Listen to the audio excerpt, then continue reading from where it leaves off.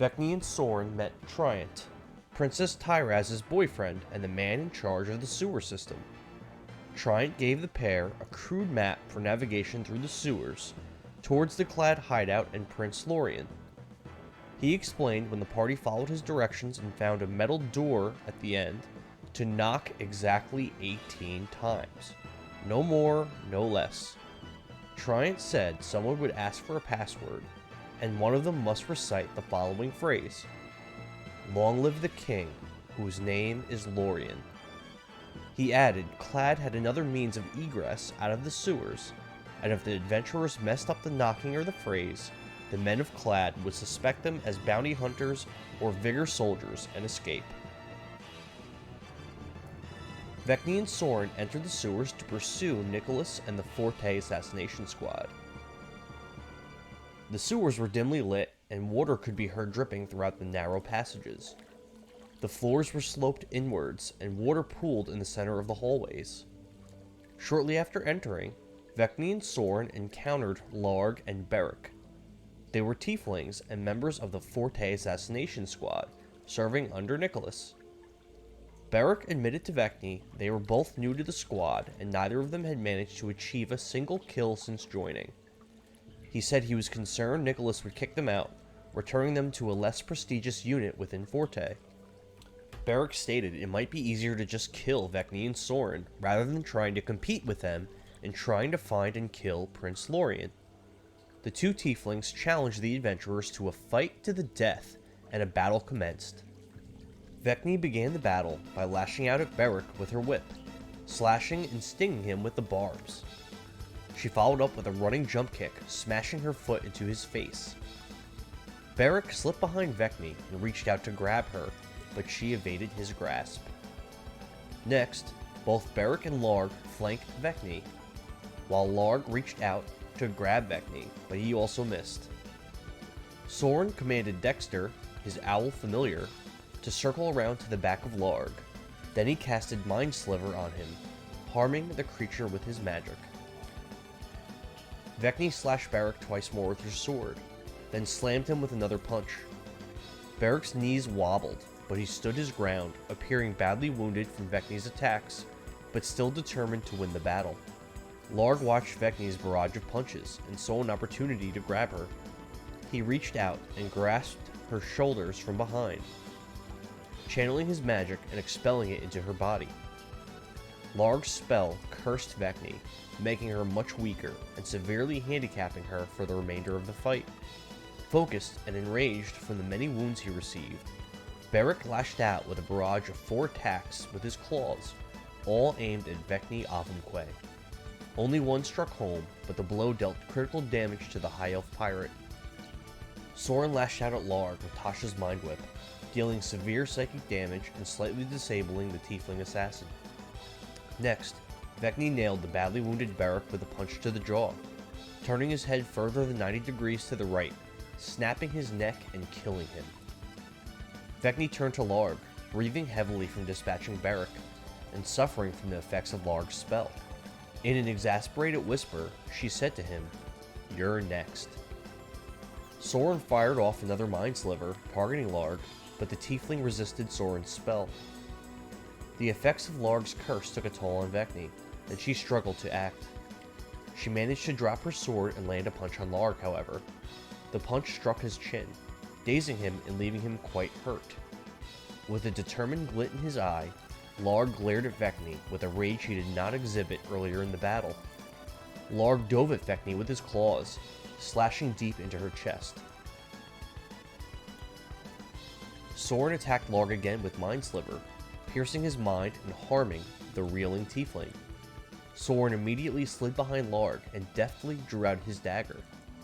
He grabbed Larg's head from behind and pressed his blade to Larg's neck for the briefest of moments, before slitting the tiefling's throat, spraying blood onto Vekni, who was already covered in deep wounds, and spilling some of it into the brackish water on the sewer floor. Larg crumpled to the ground, dead. Vekni and Sorin continued through the sewers, navigating the passageways. Sorin summoned his owl familiar and used it to scout for potential threats. While scouting, Dexter, Sorin's owl, found clad posters along the walls of the sewers. Dexter traveled the maximum range she could away from his master, but the sewer passages continued on. Sorin and Vekni decided to travel in the opposite direction from where Dexter scouted. Vekni and Sorin found a wooden sign offering women in gold, pointing to a passage leading to another room. Sorin sent Dexter into the passage to investigate. The familiar entered a larger room with 3 chests pressed up against the wall on the far side. 2 women were lying on tables, their legs spread open. The women were manacled and shackled to the walls behind the table. One of the women was dead and in an advanced stage of decomposition. The other woman appeared to be alive but unconscious. Dexter also observed a large, fleshy, humanoid creature and a larger than normal orc hiding on either side of the entrance to the room. Sorin and Vekni discussed what to do about the situation. Believing the chests could potentially hold potions or other useful items, Sorin decided on a strategy. He snuck down the hallway leading to the entrance of the room. Sorin knew the exact positioning of the 2 creatures because of Dexter's scouting. Sorin casted Hypnotic Pattern at the room's entrance. The fleshy creature and the living woman were affected by the spell, while the large orc resisted it. Immediately sensing his spell failed to affect the orc, Sorin used one of his portents to shift space and time, forcing the orc to fail its save. All 3 beings were caught in Sorin's hypnotic pattern and saw a twisting, swirling pattern of colors, leaving each of them completely incapacitated. Knowing the spell's duration would be very brief, approximately 1 minute, Sorin and Vekni rushed into the room and approached the 3 chests. Both adventurers detected the deceased girl reeking of death. Sorin opened 2 of the chests, while Vekni opened the 1 chest that remained. In Sorin's 2 chests, he found a potion of healing and a potion of superior healing. In Vekni's single chest, she located a potion of water breathing and a javelin of lightning. As Sorin and Vekni rushed back out of the room, Vekni tossed a lit stick of dynamite into the garments of both creatures. Immediately after exiting the room, the adventurers heard a loud commotion, like the 2 beasts were scrambling to follow after them. A moment later, a loud explosion ripped from the direction of the room. A short time afterwards, quiet moans and pained grumbles came from the same direction. It appeared as though the creatures survived the explosions. Vekni drew out her bow and aimed an arrow down the passage, towards the room with the 3 chests. Shortly after that, both creatures staggered through the opening. The instant she saw the orc appear, Vekni let loose an arrow, striking the beast right in the gut. Sorin followed up with Tasha's Mind Whip on the fleshy creature, partially disabling it and dealing psychic damage to the beast. The orc bounded down the passage towards Sorin. The beast swung at Sorin twice with its great axe. Sorin would have been struck by the blow, but he reacted quickly and casted the shield spell, which temporarily protected him from harm. Both of the orc's strikes slammed harmlessly into Sorin's magic barrier and slid away from the clever human mage.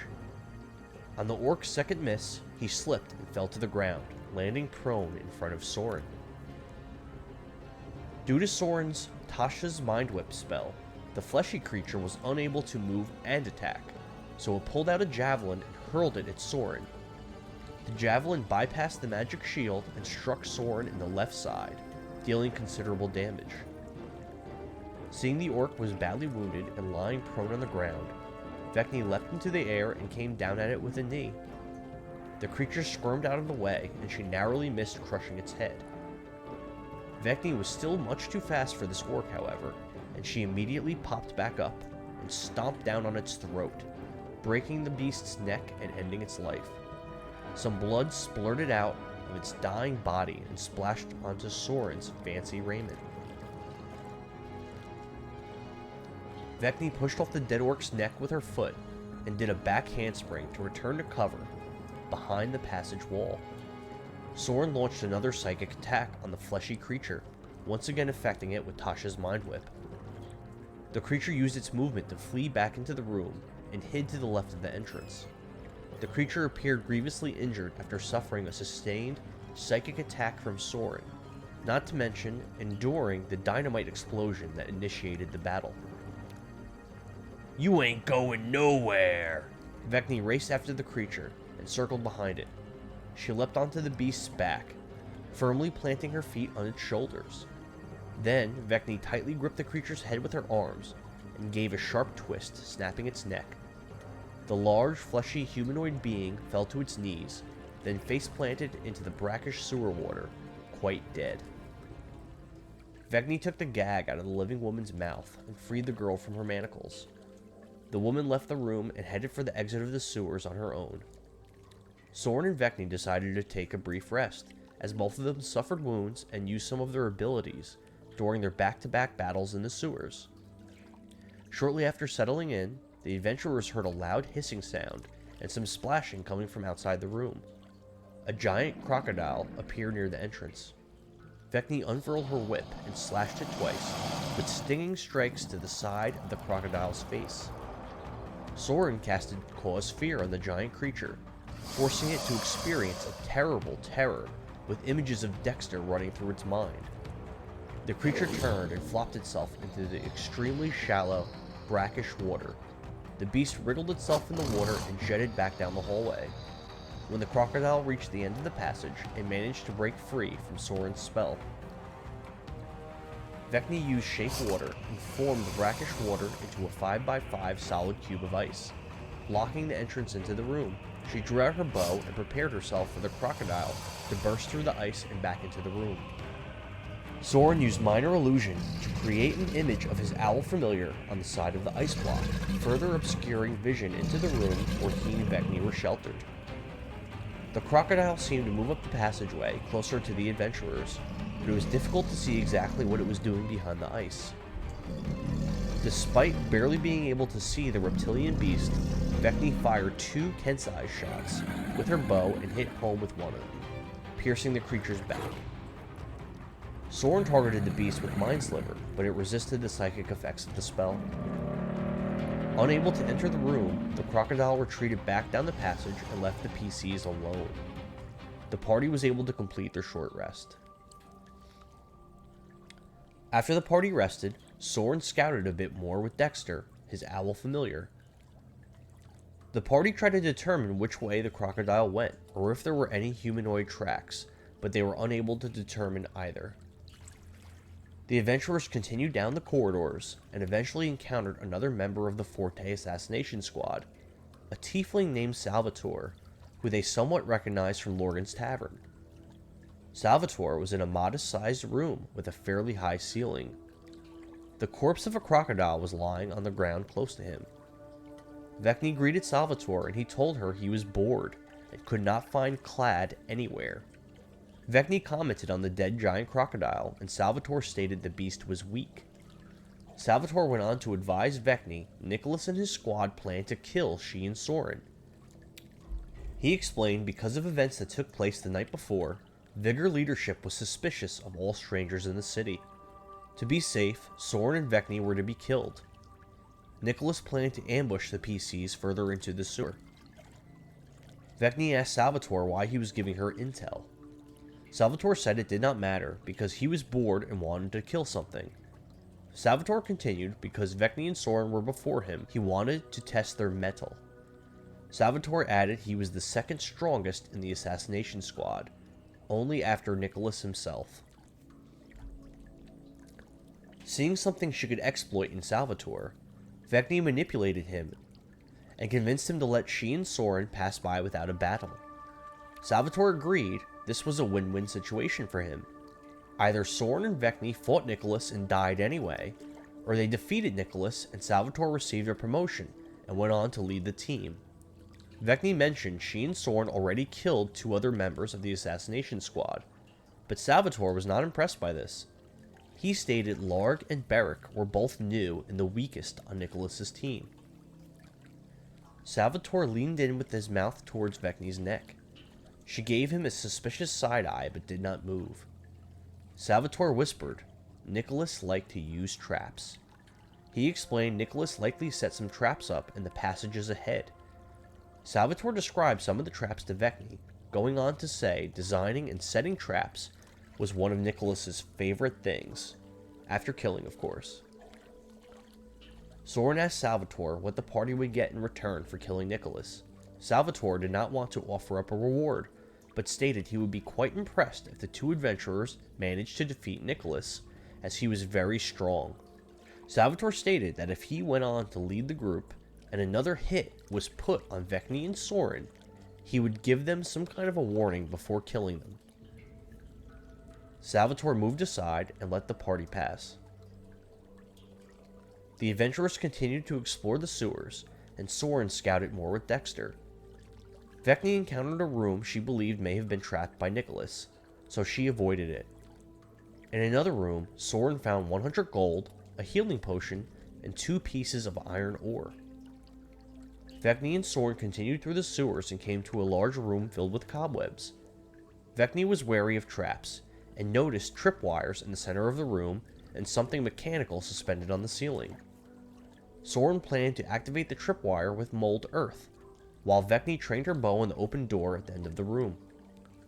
Sorin activated the trap, and a wide, wire net fell from the mechanism on the ceiling into the center of the room. Vekni used shape water to create the form of a person inside the net, then she froze the form solid.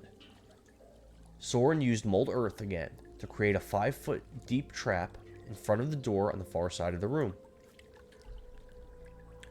Moments later, 3 FORTE Assassin Squad tieflings entered the room, led by Nicholas. Nicholas began to speak, but then fell into Sorin's pit. As the tieflings tried to help Nicholas out of the pit, Vekni hurled her javelin of lightning at the 3 assassins. One of Nicholas's subordinates took a hit from the javelin in his chest, and the lightning effect bursted from the impact, injuring all 3 tieflings with intense lightning damage. The tiefling that took the initial hit looked badly hurt from Vekni's attack. Nicholas's subordinates fanned out and each hid behind a table. They both pulled out throwing darts and threw 4 each at Sorin. Each tiefling would have struck Sorin simultaneously with their first dart, but at the last possible moment, Sorin raised both hands and casted Shield. The darts thudded into his magical barrier and then fell harmlessly to the sewer floor. The last 3 darts the 2 assassins threw at Sorin also bounced off his shield spell without piercing his defenses. Vekni ran behind the badly wounded tiefling on the left and then delivered a haymaker. She targeted his bleeding, burned chest. The instant Vekni landed her punch, the tiefling's heart stopped and he fell over dead. Vekni spun as she pulled the final stick of dynamite out from her waistband and chucked it into the pit where Nicholas was located. For the first time since inscribing the spell to his spellbook, Sorin casted the fireball spell. Sorin raised his wand and inhaled deep. Then it appeared as though he pulled off his own face, revealing a skull underneath. With a big exhale, he aimed the powerful magic over the pit that Nicholas fell into. From Sorin's mouth, the form of a phoenix flew into the air and slammed on top of the pit opening. The radius of the blast was wide enough to harm Nicholas and his remaining subordinate. The spell also detonated the stick of dynamite Vekni had just thrown into the pit, where it was contained and only harmed the assassin leader. The 2 desks in the room caught fire from Sorin's spell as well. Nicholas ascended from the pit and bellowed, "Kill those motherfuckers!" His remaining subordinate immediately obeyed his command and threw a dart at Vekni with his reaction, but the projectile missed the mark. Nicholas charged at Vekni with his blood-red, serrated scimitar in his right hand. He slashed twice at the elven pirate, slicing her in the shoulder with his second attack. Nicholas's surviving subordinate traversed the room, then began to glow. He disappeared in a puff of smoke, leaving a magical dim light behind. The tiefling reappeared directly behind Sorin and attempted to punch him twice in the back. Turning around, Sorin raised his wand and casted the shield spell again. Both of the tiefling's punches slammed harmlessly into Sorin's magical barrier. Vekni unsheathed the sword from her sword belt with a backhanded slash in one motion. She struck Nicholas with the attack and infused her ki to use Stunning Strike. Stunning Strike failed to affect the Tiefling leader. Vekni slashed him a second time, and once again infused Ki for a Stunning Strike. The second attempt also failed. Vekni unloaded on Nicholas with a flurry of blows, once again infusing Ki and attempting to affect him with the Stunning Strike. This time she was successful, and Nicholas became stunned. Sorin pointed his wand right into the face of the Tiefling that attacked him. A bright white light emanated from his wand, and the Tiefling's mind was turned to mush by Sorin's Tasha's Mind Whip spell. The assassin fell to the ground, never to get up again.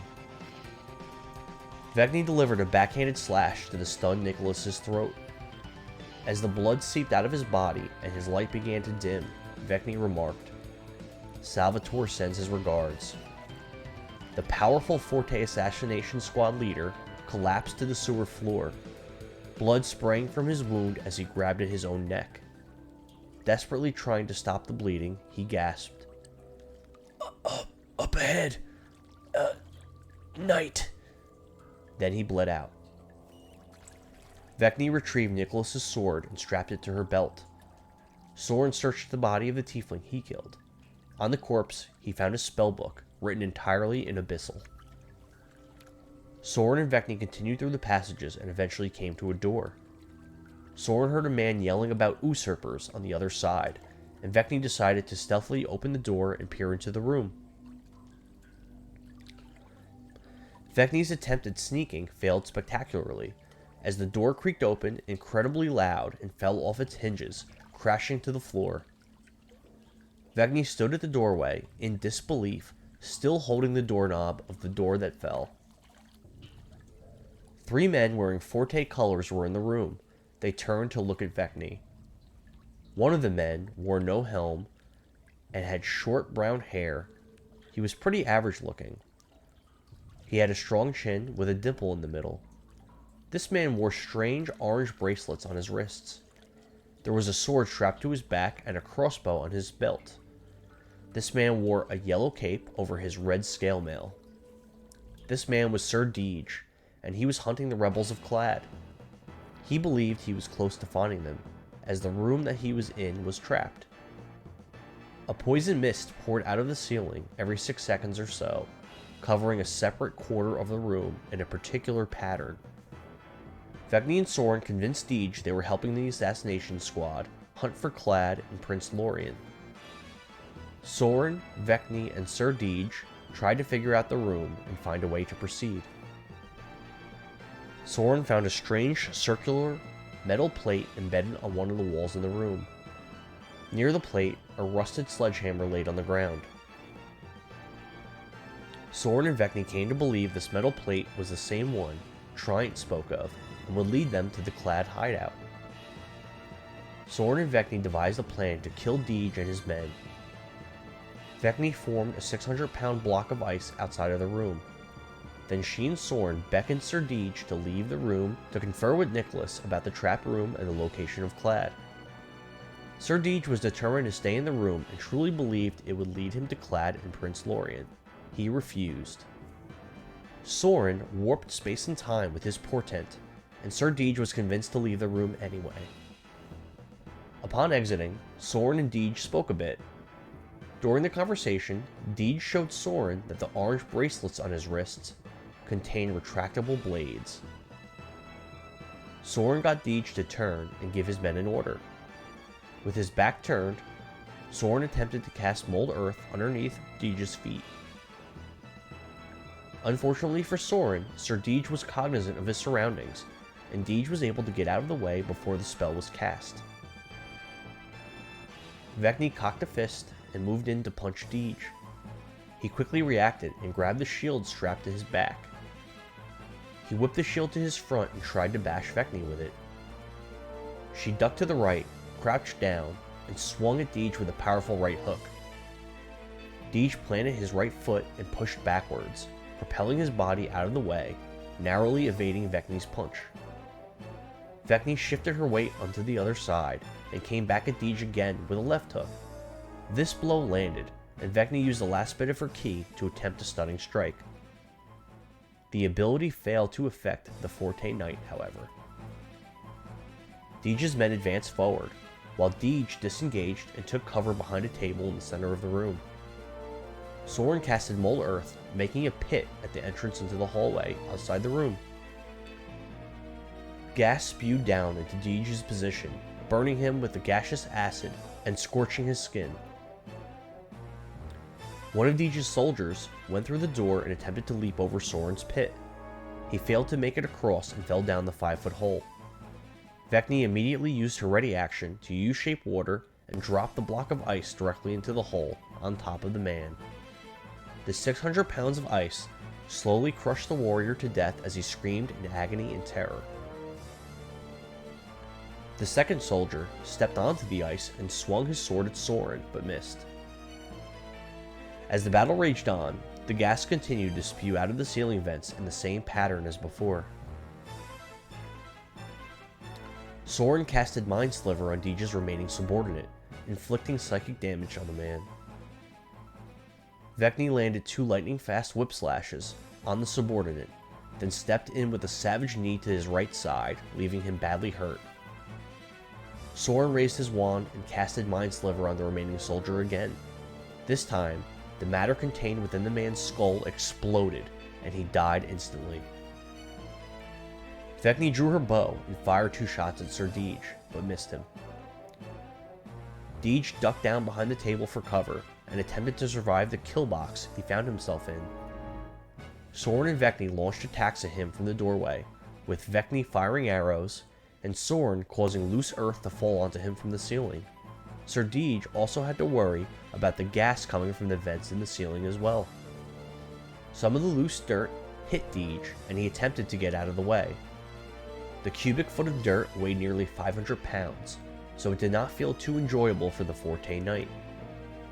Vekni crept into the room to where she could see Sir Deej, with him only having half cover, and fired 2 more Kensai's shot arrows at him.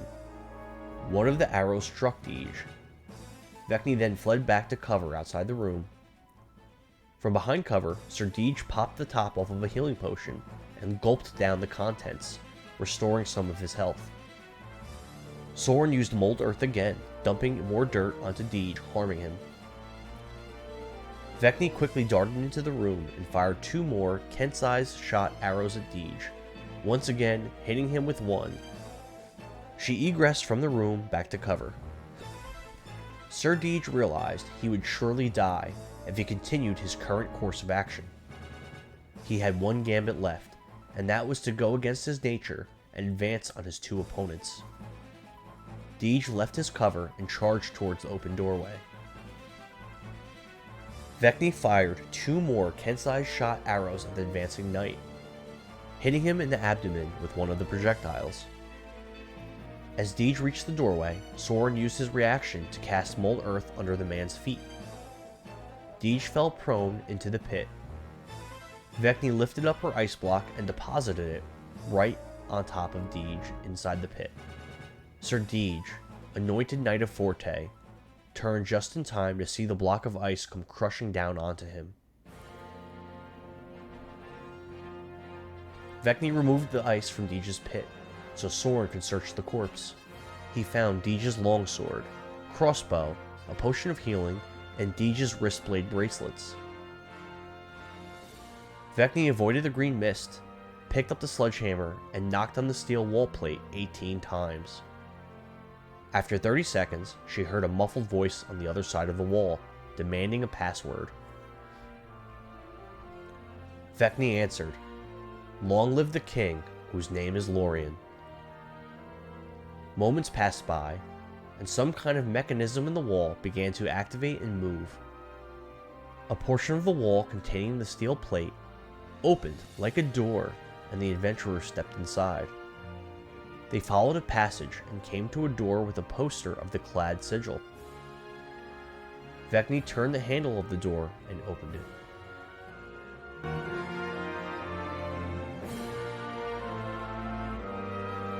The party entered into an enormous, cavernous area.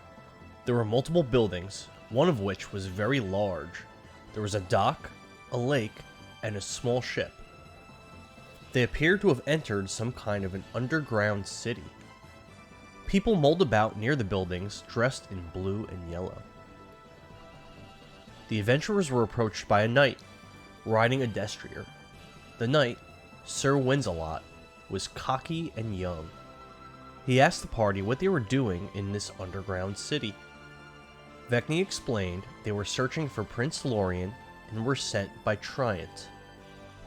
Vekni reported to Winsalot she and Sorin killed Sir Deej and all of the FORTE assassination squad members, except for Salvatore. Sorin asked to speak with Prince Lorien. Sir Winsalot explained he could not grant such an audience, and directed Sorin to speak with Sir Brost in the large building ahead. Wins escorted Sorin and Vekni to the large building, which he explained was a tavern of sorts. Winsalot told the party he once served the Lions of Pride Cutter Keep, but could no longer serve under their banner due to their allegiance to FORTE. Vekni mentioned to Sorin she wished to fight the cocky Sir Winsalot one day to bring him down a peg or two. Vekni and Sorin entered the bar and observed a small tavern interior, with a small number of patrons sitting about. The bar grew silent upon the entrance of the PCs. Vekni asked for Sir Brost, and the patrons shouted for someone named Zaros. Shortly after that, a hulking, bald man, shirtless with rippling muscles, entered from a back room. The man was grizzled and armed with a large sword and a warhammer. This man was Zaros, the late King Lorien's greatest champion. Zaros asked the adventurers what their business was in the clad hideout. Vekni detailed how she and Sorin killed Nicholas and his subordinates, Sir Deej and his men, as well as Frank Mandred. Zaros left the room and said he would be right back. While waiting, Vekni and Sorin looked over the bar menu and examined a new stack of wanted posters comprised of Vigor leaders and soldiers. Vekni and Sorin shared some drinks and bickered over who would claim the bounties for the Vigor targets they had already killed. Vekni and Sorin observed some of the tavern patrons that stood out a bit from the rest of the rabble. There was a tan woman with long black hair and dark blue armor. There was a bald, armored swordsman wearing light blue and yellow who kept his helm on his lap.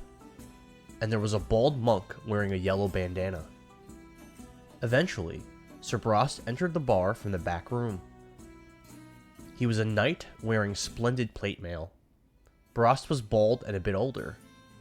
He was of an average height, but was very broad with an enormous back and shoulders. He donned a giant scimitar on the right side of his sword belt. Sir Brost led Sorin and Vekni into the back room. The PCs entered the room, which was small and cramped, with soldiers lining the walls on both sides. Up ahead, a fancy young man in his low 20s sat upon a modest wooden throne. This man had a very high voice. Zaros stood stoic on one side of him. Sir Brost walked up to the fancy young lad, drew his sword, and knelt. The young lad was Prince Lorien, the son of the former king. Vekni and Sorin had finally found him.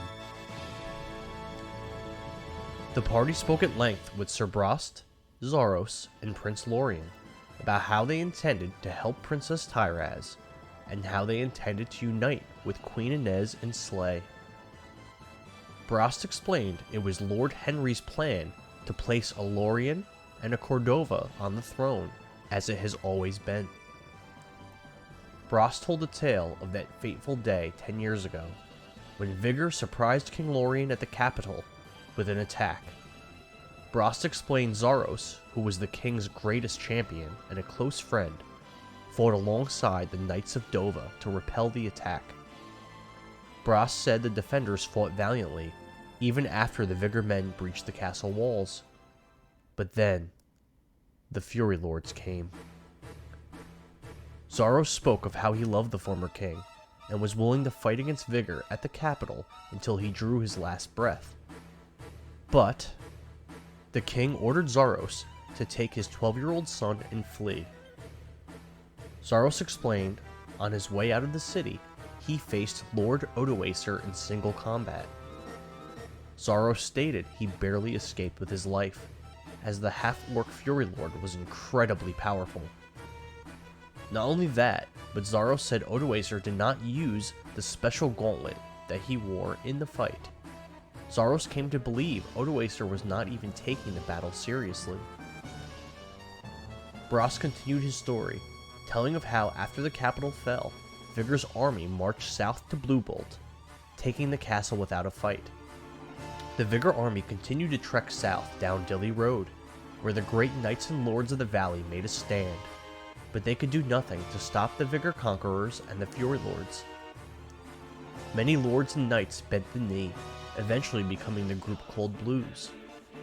Those that refused to kneel, but stayed in the valley, were captured and executed.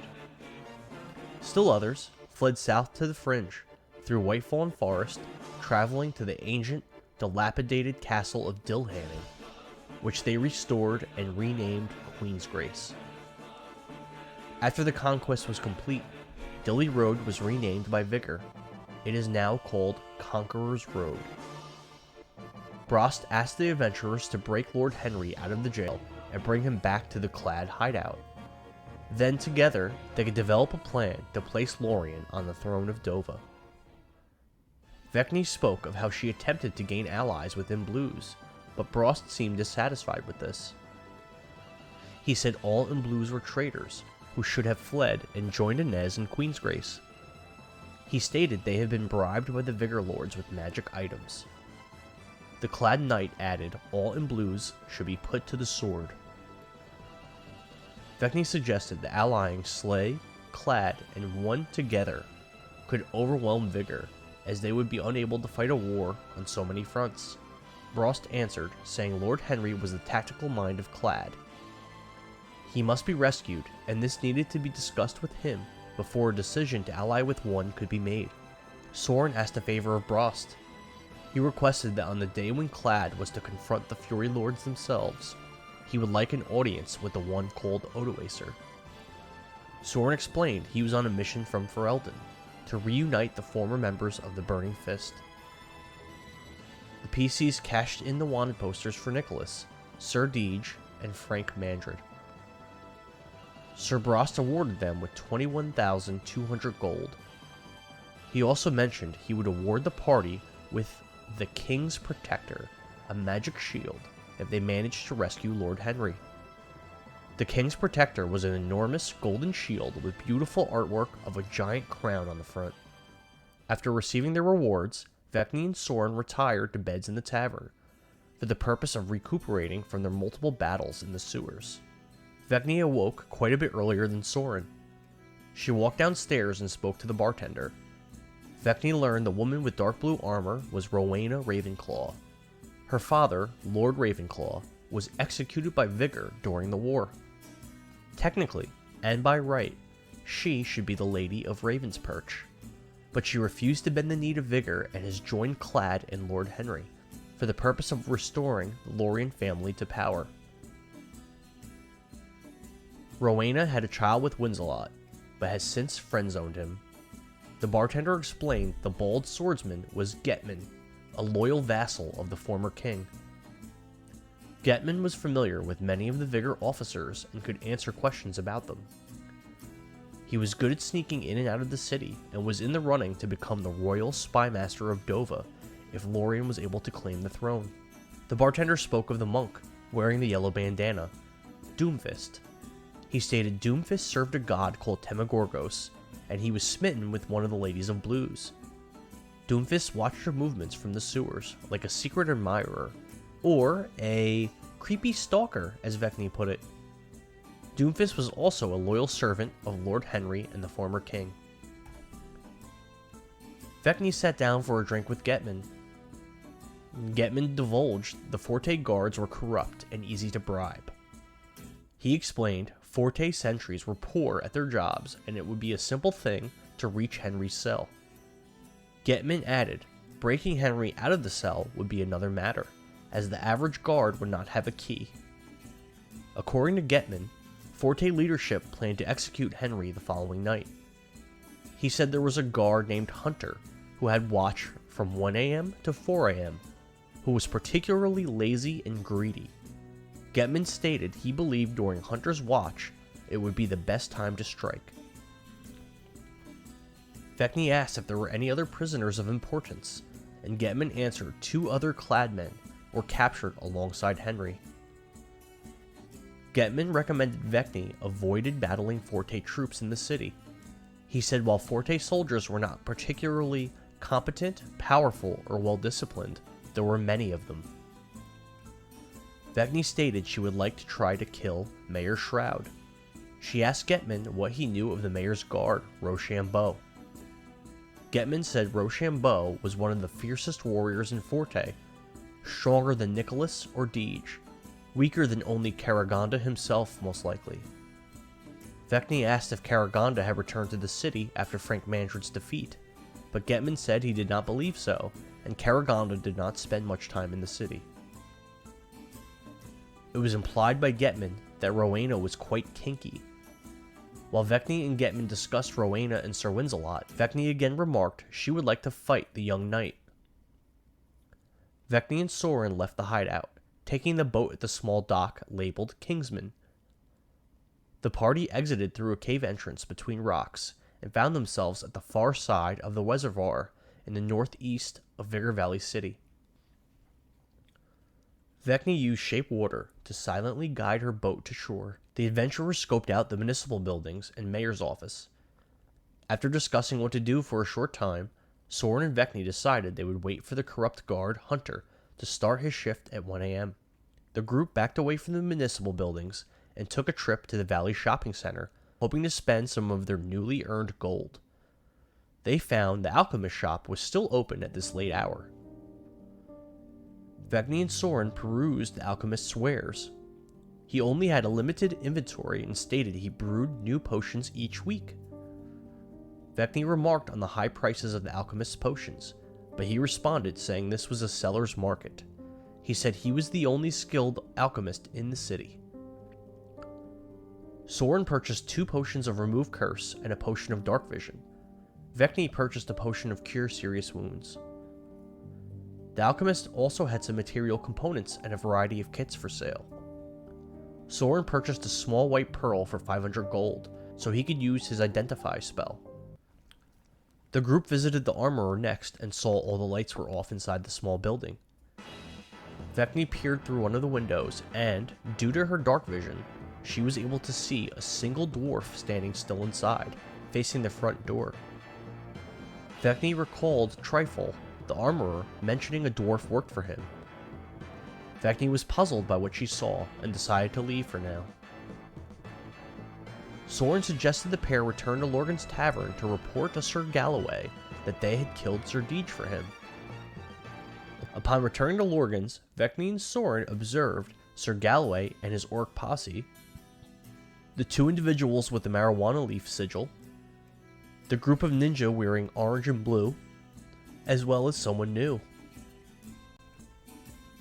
This new person was Malicos, an ex-Golden Tusk pirate and someone Vekni knew in the past. He left the Golden Tusk fleet about 10 years ago, after only a year or so with them. Malicos stated he had been in Dovah for about 2 years. He was uninformative when asked for his purpose in Dovah, but he decided to tag along with his old friend Vekni regardless. Malicos was about 6 feet tall, toned, with long flowing brown hair, bright blue eyes, and a very thin, stubbly beard that looked quite handsome on him. Malicos wore a brown cloak and was about 35 years old. Malicos explained he heard an elf matching Vekni's description was said to be in Vigor Valley City, so he had to investigate to see if it was her. Vekni introduced Sorin to Malicos as her concubine. Sorin reported to Sir Galloway that he was able to kill Deege, showing off his prize, Deege's orange retractable blade bracelets. Galloway was pleased to know that he had a chance to get with Deege's girlfriend, Rochambeau. Galloway said that while Sorin agreed to do the job for no monetary reward, he had a gift for the human wizard. Galloway explained his friend at the mercenary recruiting office was holding onto a special saddle for him. He added Sorin was welcome to it. Galloway went on to say he took Sorin's advice and was in talks with Mayor Shroud about possibly joining FORTE. The adventurers left Lorgan's and journeyed back to the municipal buildings, avoiding the sentries, and entered. The party found themselves in a lobby. The lobby was unoccupied. There was a painting of a man in a fancy blue suit on one of the walls. There was a sign with directions to different areas: the mayor's office, the jail, Frank Manager Library and Observatory, and Municipal Building and City Hall. The group followed directions for the jail, walking down a short stairway and encountering 2 FORTE guards. Without missing a beat, Sorin promptly bribed both guards with 100 gold pieces each. The guards allowed the group to pass by without a word. The adventurers entered the jail and found one cell containing an orc, and one cell containing 3 humans wearing blue and yellow. Both cells had very serious-looking locks on them. Vekni asked a group of humans if any of them happened to be Lord Henry. A distinguished-looking man with a gray beard and a soiled but fancy-looking blue and gold tunic answered that he was Lord Henry. Vekni advised Lord Henry she supported Queen Inez's claim to the throne, and that she came to the jail to break him out. She explained the events in the city over the last few days, and told him of the plan that Vigor had to execute him on the morrow. The party also observed 2 other men that were jailed with Lord Henry. There was Edgerin, a young, fierce-looking soldier, and one Reaper, a shirtless man covered in tattoos with a short buzz cut. Sorin ritual casted Identify in the lock, securing Lord Henry's door. Sorin discerned that the lock was magical, trapped, and required a special key to open. After a bit of discussion, Sorin convinced Malicos to pick the lock to Lord Henry's cell. Malicos fiddled around with the lock, then he fucked up and the trap in the lock was about to activate. Sorin used Portent to warp space and time, changing the flow of events, and Malicos succeeded in picking the lock instead of failing. Sorin walked to the other cell and spoke to Loki, the orc inside.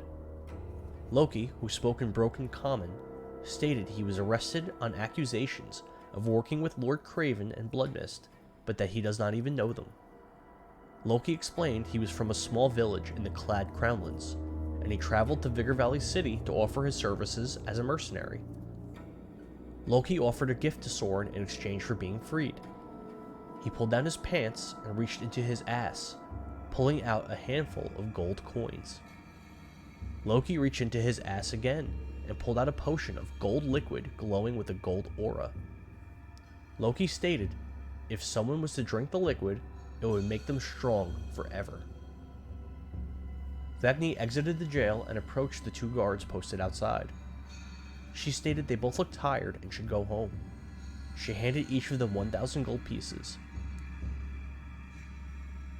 One of the guards made a comment about how they might get in trouble, but still, both of them accepted the bribe and promptly left their posts.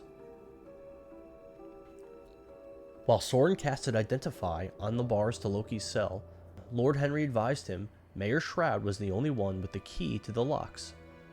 He added the mayor was usually alone with a single bodyguard.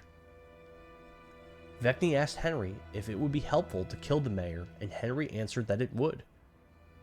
Henry and his men left the jail and headed back towards the Clad hideout, while Vekni, Malicos, and Sorin approached the mayor's office and entered. Inside, the party saw a fancy office with 2 marble pillars and 2 exquisite statues on both sides of the room. There was a lit fireplace with a bearskin rug on the floor in front of it. There was a luxurious red carpet that led from the door to a fine wooden desk at the far side of the room.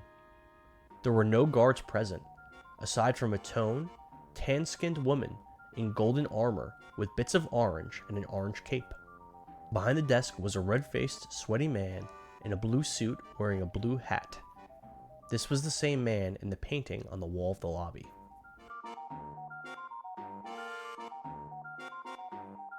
Sorin, Vekni, and Malicos met with Mayor Shroud and his bodyguard, Rochambeau, in the mayor's office.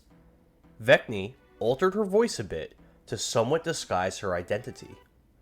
The mayor, who was red-faced, sweaty, and overweight, immediately asked for donations and contributions from the PCs. Sorin donated 200 gold to the mayor, whose eyes lit up like a child on Christmas morning. Sorin and Vekni explained they had come from Lorgan's tavern, where they spoke with a group of lions. Lord Leonidas of Lions wished to request Mayor Shroud to rein in Karaganda to stop him from bullying the people of Pridecutter Keep. Shroud said 200 gold was not enough for him to do that. Shroud asked the PCs to find the rebels within the city for him, and he would speak with Karaganda. Sorin mentioned he did not feel comfortable discussing business with Shroud's fierce-looking female guard present, and asked that he had her leave. Sorin cast a suggestion on Shroud to convince him and was successful. Despite this, Ro refused the mayor's command to leave, stating that she did not serve Shroud, but served directly under Karaganda. Rochambeau added her orders were to safeguard the mayor, and that the mayor would not live long without her, as many in the city wanted him dead. Vekni looked over to Sorin and said under her breath, "I think this is going to get messy." Vekni took a half step away from Sorin and reached down towards her sword belt. Ro noticed Vekni repositioning herself and eyed her intensely. Sorin looked to Vekni, then to Rochambeau. He felt a heavy tension in the room. Ro lowered her hand and lightly touched the tips of her fingers to the hilt of her sword before grasping it fully. Sorin considered the situation. Himself, a human wizard, Vekni, an experienced high elf pirate, and Malicos, another pirate in his prime, versus a single armored woman and a fat, sloppy politician. Despite this, Sorin did not have a good feeling and was uneasy about starting a battle here. Vekni looked over to Malicos, and both adventurers nodded to one another. She turned back to Rochambeau and unfurled her whip. Vekni snapped her whip at Ro twice, landing a blow on her armored stomach. Vekni infused ki to stunning strike Rochambeau, but Ro seemed impervious to the ability. Vekni rushed in towards her opponent and slammed her in the chest with a punch and another stunning strike. The ability seemed useless against Ro on the second attempt as well. Rochambeau deftly drew the sword from her sword belt and slashed at Vekni, striking her in the shoulder. She swung at Vekni again, but Sorin, thinking quickly, casted the silvery barb spell, and Ro's attack slid off the magic barrier, leaving Vekni unharmed. Ro glowed with a translucent orange aura, and Malicos, Sorin, and Vekni felt something strange come over them. Vekni and Malicos were able to resist the effect of Ro's ability, but Sorin was overcome with a terrible fear of her. Ro turned to Shroud and stated, "You're going to have to do it." Malicos moved swiftly to Mayor Shroud's flank and attempted to stab him, but the ex-pirate was a bit rusty and missed his target. Malicos tossed his dagger through the air towards his free hand and deftly snatched it up, then fluidly jammed the blade forcefully into the mayor's side, sinking in deep with his sneak attack ability. Malicos showed great movement on the cramped battlefield, circling around his prey without giving up any advantage at all. Vekni looked on, wishing in her head Malicos stayed still, so she could properly flank her opponents. Sorin, under the effect of Ro's ability, ran back to the entrance of the room and opened the door, attempting to flee from her. Mayor Shroud reached under his desk, and everyone in the room heard a quiet click noise. A mechanical clanking sound emanated from underneath the floors. In the middle of the room, going from the mayor's desk to the doorway entrance, fell away like a giant trap door. Vekni was barely able to jump out of the way and made it to the side of the room safely. Malicos was not in the area of the room that was affected by the trapdoor, as he was close to the mayor's position. But Sorin He fell 50 feet through pitch black darkness and slammed hard onto the stone floor below, suffering considerable damage. On a positive note, with Sorin no longer able to view Rochambeau, he broke free of her ability's effect, but he was now 50 feet down in a pitch black pit. Vekni leapt into the air and landed behind Rochambeau. She threw a hard hook into Ro's ribs, causing Ro's body to jerk violently with the force of the blow. Then Vekni infused ki to attempt a stunning strike. The ability failed to affect Ro, but Vekni could determine this endeavor was no longer fruitless. Vekni launched a flurry of blows on Rochambeau and infused more ki for another stunning strike. This time, Vekni successfully stunned her opponent. Vekni was winded, taking short, rapid breaths after expending all of her ki in such a short period of time. Vekni put her weight into 2 more hooks on the stunned FORTE warrior. She landed another brutal gut shot, but missed with her second swing. Malicos spun his dagger and zipped it through the air, towards the mayor's exposed kidneys. His first slash missed, and Malicos stabbed deep into the mayor's side again with his second attack. Shroud winced in pain, and a look of panic was plain on his sweaty, chubby face. Sorin climbed to his feet and drank a potion of greater healing and a potion of dark vision. Once the effects of dark vision took hold on Sorin, he observed he was in a fairly small room. Sorin saw 4 closed portcullises, 1 on each side. He also observed a multitude of bodies strewn about the room, in varying states of decomposition. Sorin observed a male Leonin with a majestic mane laying on the ground in front of him. The Leonin was wearing blue and yellow clothing. Sorin casted mage armor on himself and readied for more battle with his foes above. Mayor Shroud lifted the purple cloth behind him and went back behind it. He fiddled around out of sight, with only the outline of his fat back visible through the cloth. The 2 statues and 2 pillars on either side of the room began to slowly turn towards Malicos and Vekni. Slits appeared on the inanimate objects and arrows fired out of the holes towards the adventurers. 2 arrows hurtled towards Vekni, while 2 headed towards Malicos. Both arrows struck Malicos on the shoulder. One of the arrows embedded itself shallow into Vekni's side, while she caught the second one out of the air with her bare hand. Vekni wrapped her arms around the stunned Rochambeau and yeeted her into the pit, head first. Ro landed hard on the stone floor 50 feet below. Vekni looked over to Malicos and said, "You finished the fat one." Then she leapt into the pit, landing with her heels down on the prone FORTE warrior's spine. While standing on the woman's back, Vekni quickly quaffed a potion of cure wounds. Malicos attacked Shroud through the curtain, stabbing into his back twice. The statues and pillars rotated to face Malicos, and all 4 fired at the retired pirate. The arrows pierced his ribs on both sides, sinking into his body. Malicos casted mage armor on himself. Then he sank his dagger deep into the mayor's back again. More arrows hurtled towards Malicos. He was hit by 2 of them, but one missed and struck Mayor Shroud. The arrow pierced the mayor's back and slipped into his heart, killing the overweight man. Blood poured from the purple curtain, and the silhouette of Mayor Shroud collapsed to the ground. Rochambeau moved clumsily at the bottom of the pit and happened to stagger directly towards Sorin. She slashed at Sorin and blindly struck his right shoulder twice. Sorin cast a bestow curse on Ro and successfully cursed her. Vekni whispered Ignis to her javelin of lightning and threw it at Rochambeau.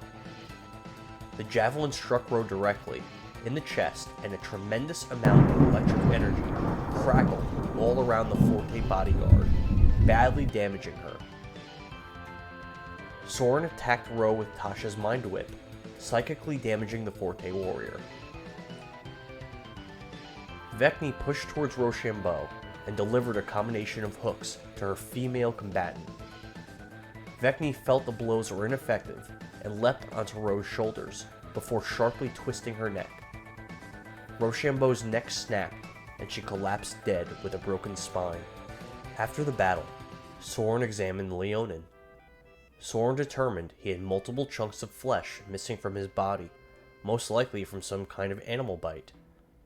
He had been dead for less than a week. Sorin saw his entire right shoulder had been eaten away under his clothes, and this was done post-mortem, after his body already began to decay. Sorin surmised this was done by a carrion crawler. Sorin located a letter on the corpse from Lord Leonidas of Pridecutter Keep. In the letter, Lord Leonidas pled for this Leonin to ask Mayor Shroud to convince Karaganda not to harm him or the people of Pridecutter Keep. Vekni and Sorin climbed out of the pit while Malicos searched the mayor's body. Malicos found a key on the mayor's corpse, and the handle of the key was shaped like the FORTE sigil. Sorin searched the mayor's desk and found a locked safe, with the combination lock as part of the desk. Malicos successfully picked the lock. Inside the safe, Malicos found piles of gold inside, totaling 10,000 pieces.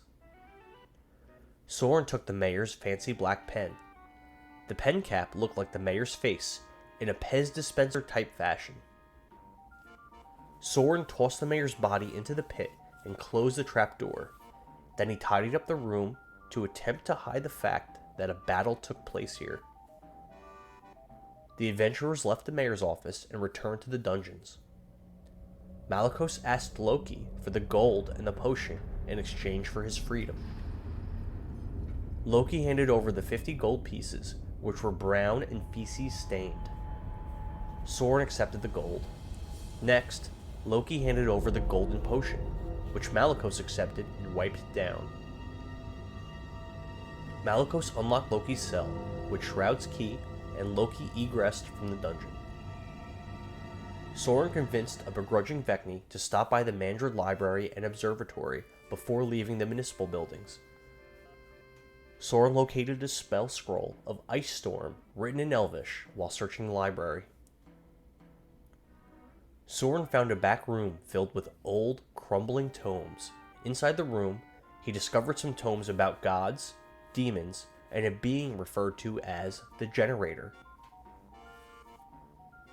Sorin ascended to the top of the building, entering into the observatory. He found a dirty, broken telescope. Sorin used mold earth to clean up the dirt and look through the lens. Sorin observed the blurry image of a remarkable focused light. He could not fully make out the image due to the crack in the lens. Sorin, Vekni, and Malicos exited the municipal buildings, avoiding sentries. They traveled back to Lorgan's Tavern.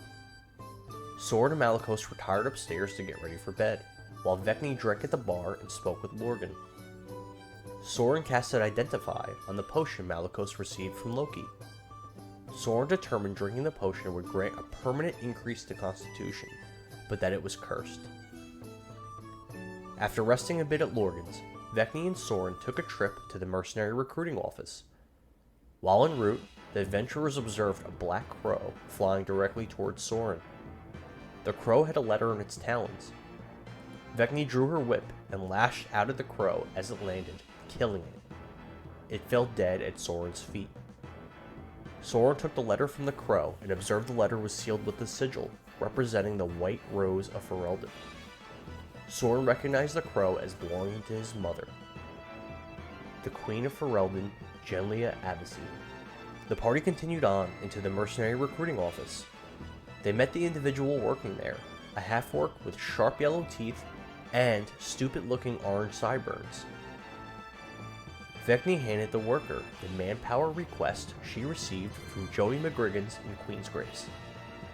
Sorin advised the half-orc that he was sent by Sir Galloway to pick up his saddle.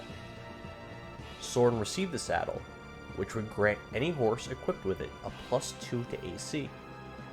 The saddle was black leather and finely decorated. The sigil of Ferelden was woven onto it. The buckles and straps of the saddle were golden.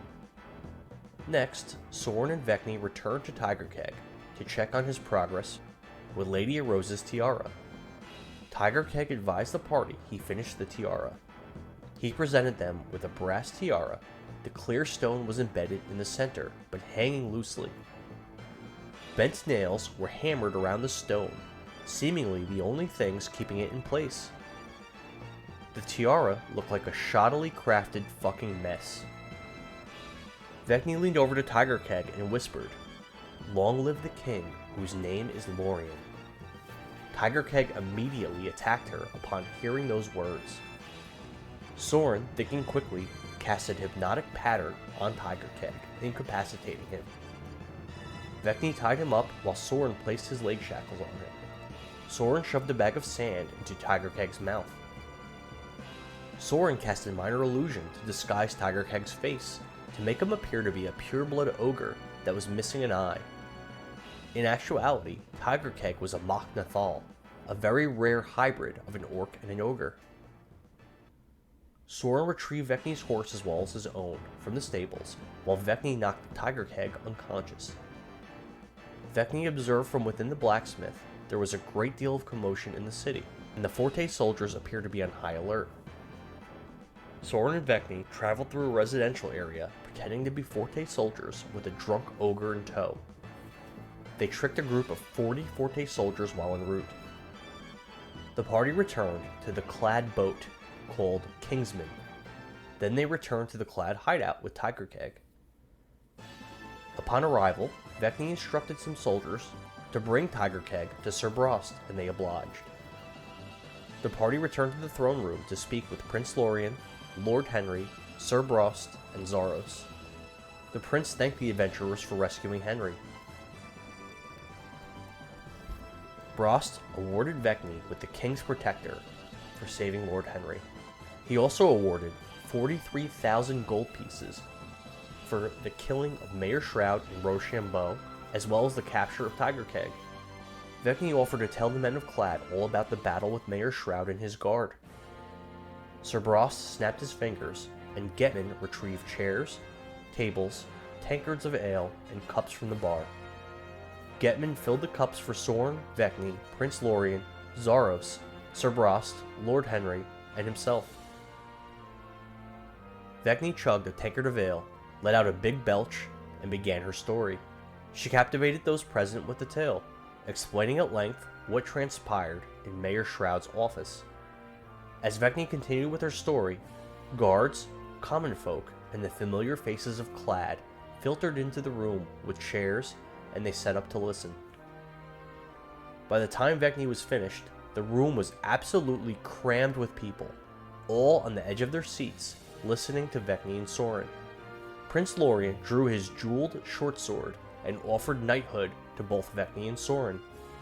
Both warriors declined the reward. Prince Lorien, Lord Henry, Sir Brost, Sir Winzelot, Rowena Ravenclaw, Zaros, Getman, One Reaper, Edgerin, and all the soldiers and armed people present drew out their swords, maces, axes, warhammers, and all manner of weapons. All present touched their weapons together in an impressive showing of unity and strength, then looked to Sorin and Vekni. Vekni drew her short sword, and Sorin unveiled one of Sir Deej's bracelets, extending the retractable blade contained within. Vekni and Sorin touched their blades with those of the men and women of Clad. Lord Henry said, "All Kingsmen, raise your blades and touch them together. To the rightful King of Dovah, we swear our loyalty. We swear our swords.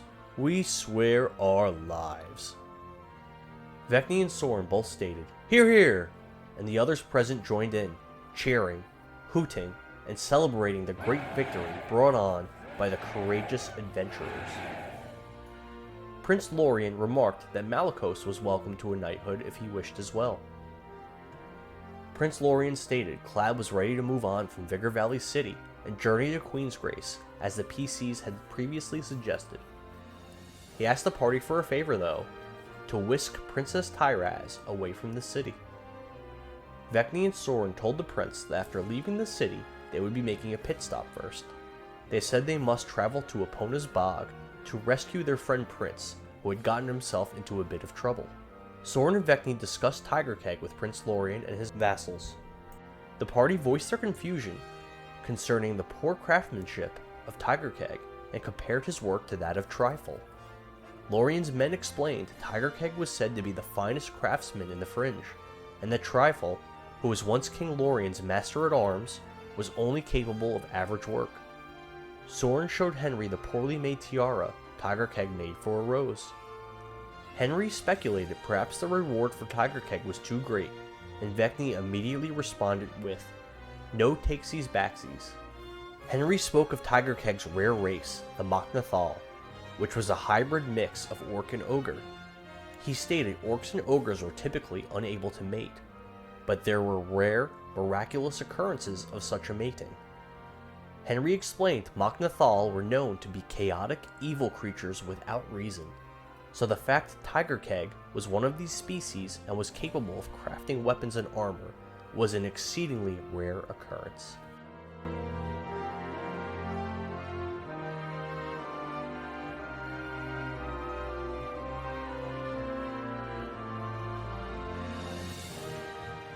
Sorin woke up and casted Identify on his abyssal spellbook to learn if it had any magical properties. He learned the spellbook did not require attunement, but to cast spells from it, the command words must be spoken in abyssal. Not only that, but the spellbook itself originated from the abyss. Vekni spoke with Doomfist at the bar, the monk wearing a yellow bandana and opened blue button-up shirt. Doomfist had a shaved head. He was slim, with a low body fat, rippling abs, and was very vascular. Doomfist appeared to be quite devout to a god called Temagorgos, a golden lesser god of divinity, with angel wings and a feline face. Doomfist said Temagorgos protects the mortal realm of Cortania from demons and devils. Doomfist and Vekni had a pleasant philosophical conversation, with Doomfist coming off inconsistent and nonsensical in his beliefs regarding carnivores and ecosystems, violence, and war. Vekni explained she prayed to the god Corellin in her youth, but no longer prayed to any god since losing her people in the Coldbank genocide of 6355. Knowing Doomfist was a vegetarian, Vekni ate a steak in front of the man to push his buttons. Doomfist did not comment on this, but seemed dissatisfied. Eventually, Sorin came downstairs and joined the conversation with Doomfist and Vekni, throwing his hat into the ring and discussing morality with the two bar patrons. Sorin entered the modest-clad throne room and observed Lord Henry, Prince Lorien, Sir Brost, and Zaros looking over a map and discussing something. Lord Henry expressed concerns he had over Vekni, doubting she was truly loyal to Lorien's claim to the throne. Sorin stated Vekni was a material girl, living in a material world. Sorin offered to help Lord Henry and his allies with their strategy. Lord Henry showed Sorin the map, which was of King Lorien's Valley. He spoke of how difficult it would be to cross Moat Lud and storm Bluebolt with an army, due to the geography of the region. Sorin suggested taking the castle down from within, using a small team. Lord Henry described how 3 long bridges extended over the moat, leading to Bluebolt, and that the sentries garrisoning the castle would see a coming army well in advance. Henry also spoke of Bolts, the Lord of Bluebolt. He advised that Lord Bolts would be a very difficult person to deal with inside the castle. Lord Henry quite liked Sorin's idea of sending an elite group of crack troops into the castle and sending a raven once the Blues' leaders were defeated and allied men had control of the gatehouse. Around this time, Vekni entered into the throne room and joined the conversation. Henry did not seem pleased at Vekni's arrival. Vekni spoke of those of Blues and her desire to work with them, much to Henry's chagrin. Henry reminded Vekni and Sorin that those in Clad believed all in Blues should be put to the sword for betraying King Lorien and joining Vigor. Lord Henry was very antagonistic towards Vekni and did not appear interested in her opinions. He seemed to scowl at Vekni with a disgusted look during their conversation. Henry stated he trusted Sorin, but he considered Vekni to be more of a mercenary than a loyal kingsman. Sorin vouched for his companion and said her heart was in the right place. Sorin failed to convince the Clad Lord of this.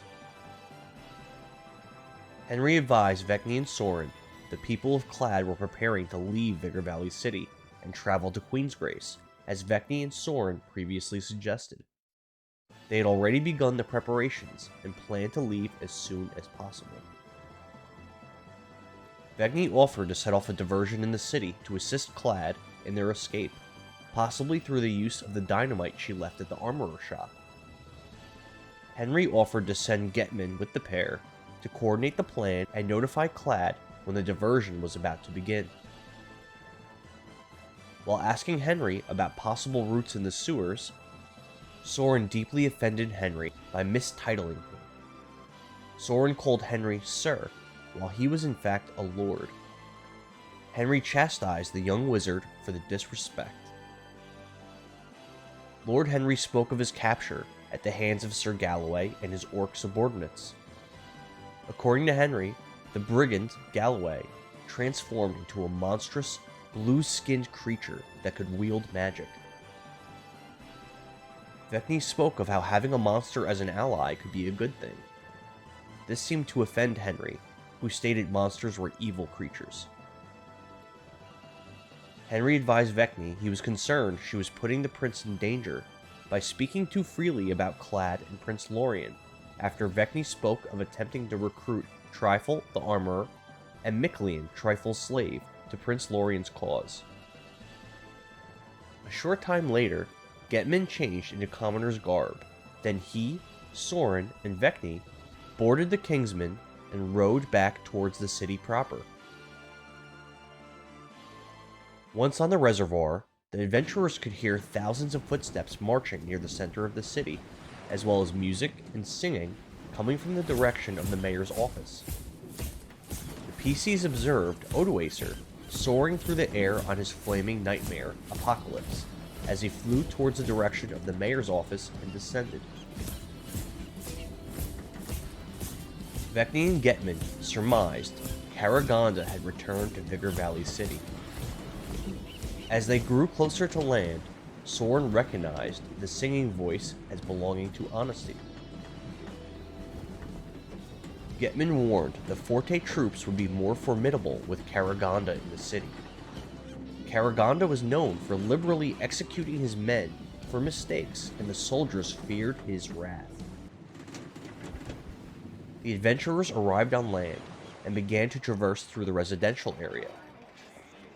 Sorin and Vekni quickly realized the common folk appeared to recognize them. They darted into an alleyway, and Sorin casted invisibility on himself, Vekni, and Getman. Sorin and Vekni reached the exit of the residential district.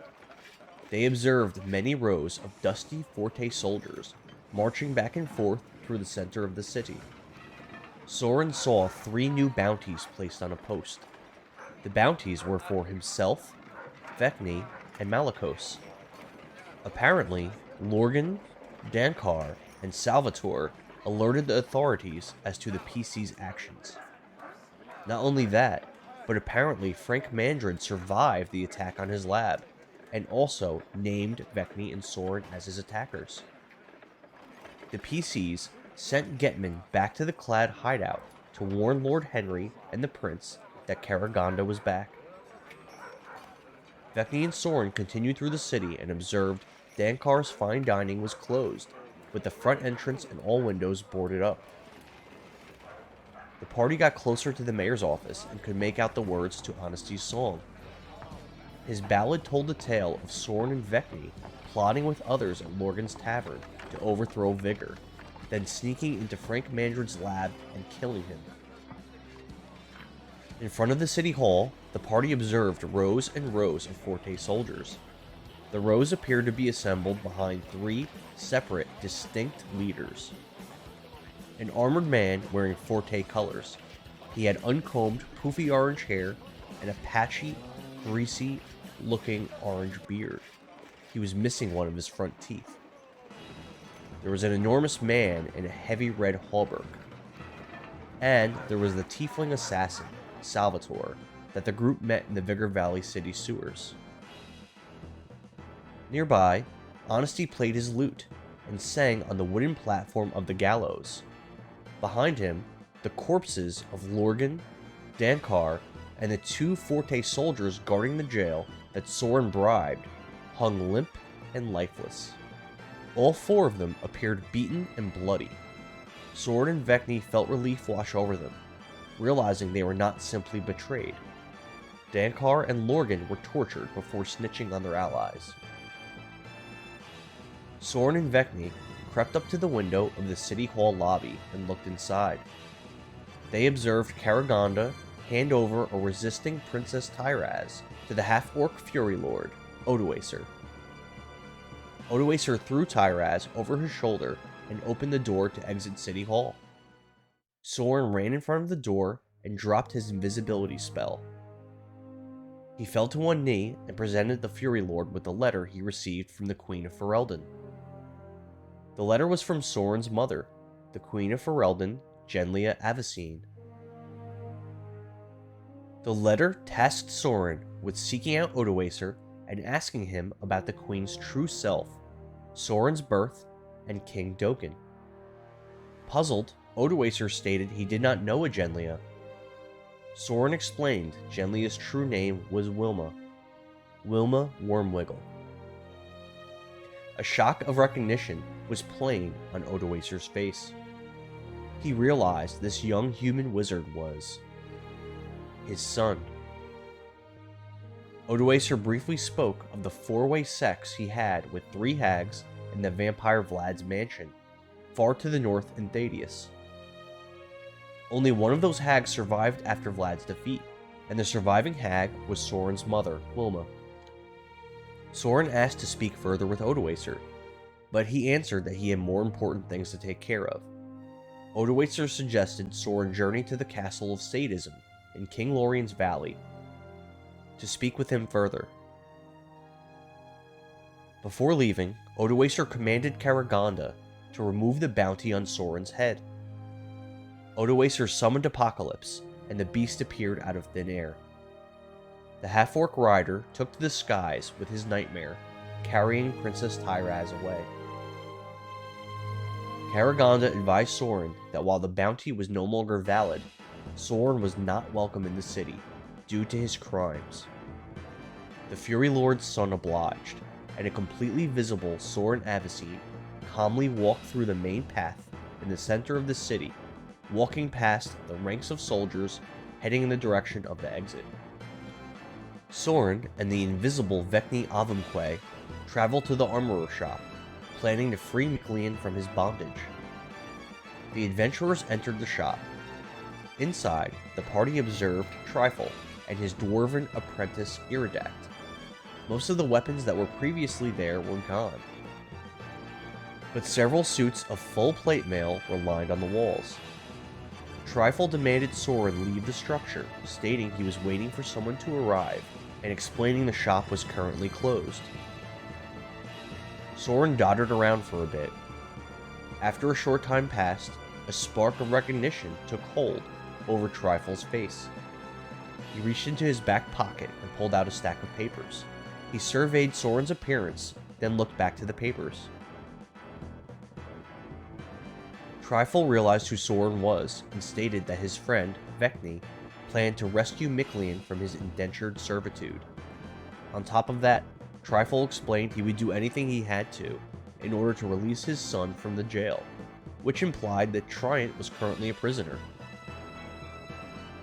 A blue light emanated from Trifle's hand as he raised it. Many of the suits of armor lining the walls sprang to life.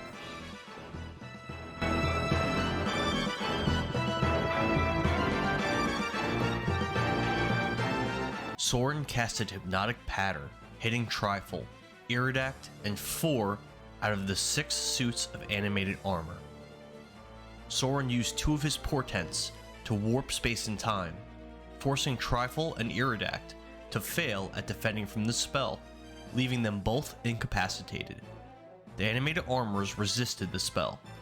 Sorin, realizing he failed to affect the animated armors with his magic, casted silvery barbs to try and force the armor to still fail at resisting his hypnotic pattern. Despite Sorin's extraordinary effort to incapacitate the armors, he still failed to take them out of the fight at the start of the battle. Steel blades shot out of joints in the armored arms of the animated beings. 3 of the creatures slashed at Vekni twice each, while 3 of them took 2 swings each at Sorin. Vekni endured 3 wounds from her opponents, while Sorin suffered 4 separate blows. Vekni frantically looked around her, searching for an opening to get some distance from the armors, but found she and Sorin were completely surrounded by these beings. Vekni yanked the sword from her scabbard and slashed at one of her opponents. She swiped her sword back the other way, striking her foe again. Vekni then channeled Ki and delivered a swift kick to the animated armor. As Vekni struck this being over and over again, pieces of metal were knocked loose and its limbs hung more loosely from its body. Vekni unleashed Ki and delivered a flurry of blows, ending with a knee strike to the chest of the animated armor. The force of Vekni's knee sent the armor flying, where it slammed into the closest wall and shattered into pieces. Vekni turned to face the largest of the animated armors, which was significantly bigger than the rest. She bladed her body, bent her knees, and assumed a fighting stance. Sorin casted mage armor on himself. Then he drank a potion and stabbed one of the armors in the thigh with his dagger. The armors moved in on the adventurers, swinging their bladed arm weapons at Sorin and Vekni. Sorin and Vekni both suffered cuts and gashes from their foes. Sorin casted shield to defend himself, and some of the bladed strikes skimmed harmlessly past him. Vekni struck one of the armors with a closed fist, infusing Ki and stunning the being with her punch. She turned to another armor and slashed at it with her sword. The blade connected with the chest section of the thick metal armor. A shower of sparks flew through the air as the simple sword scraped down the being's chest. As Vekni brought the blade diagonally downward, it got caught on an irregularity in the metal. A funny feeling crept into Vekni's forearm as the impact reverberated through her bone. The steel of Vekni's sword gave out, and the blade snapped in two as she still held the hilt of the sword in her hand. Vekni's resolve did not falter, and she dropped the sword hilt onto the floor. She immediately focused her ki and launched a flurry of blows at the animated foe before her. Her first punch landed, and she stunned the armor with another stunning strike. Vekni quickly chugged a potion, expecting the fight ahead to be a tough one. Sorin popped the tops off 2 of his potions and held one in each hand. He lifted the potions high and poured the contents into his mouth simultaneously. Sorin was grievously injured from the battle so far, and his body cried out for a way to mend his many wounds. Sorin's strength was somewhat restored from downing the red fluids contained in the potion flasks. He casted Tasha's Mind Whip on one of the 3 animated armors that had attacked him. He followed up his spell by stabbing the being with his dagger. Out of potions, out of portents, low on spell slots, injured, out of actions, bonus actions, and movement, Sorin Avicine braced himself for a counterattack. The 3 armors swung their blades at Sorin. One of them struck Sorin in the chest, smashing into his mage armor, but the cheap metal blade shattered into pieces and did not harm the human wizard. Sorin casted shield to protect himself from the incoming blows, but was still struck twice, once on each shoulder, by the other 2 armors. 3 follow-up attacks came at Sorin, but the combination of his mage armor and shield spell kept him from taking more damage, as the armor's blades scraped harmlessly against Sorin's magical barriers.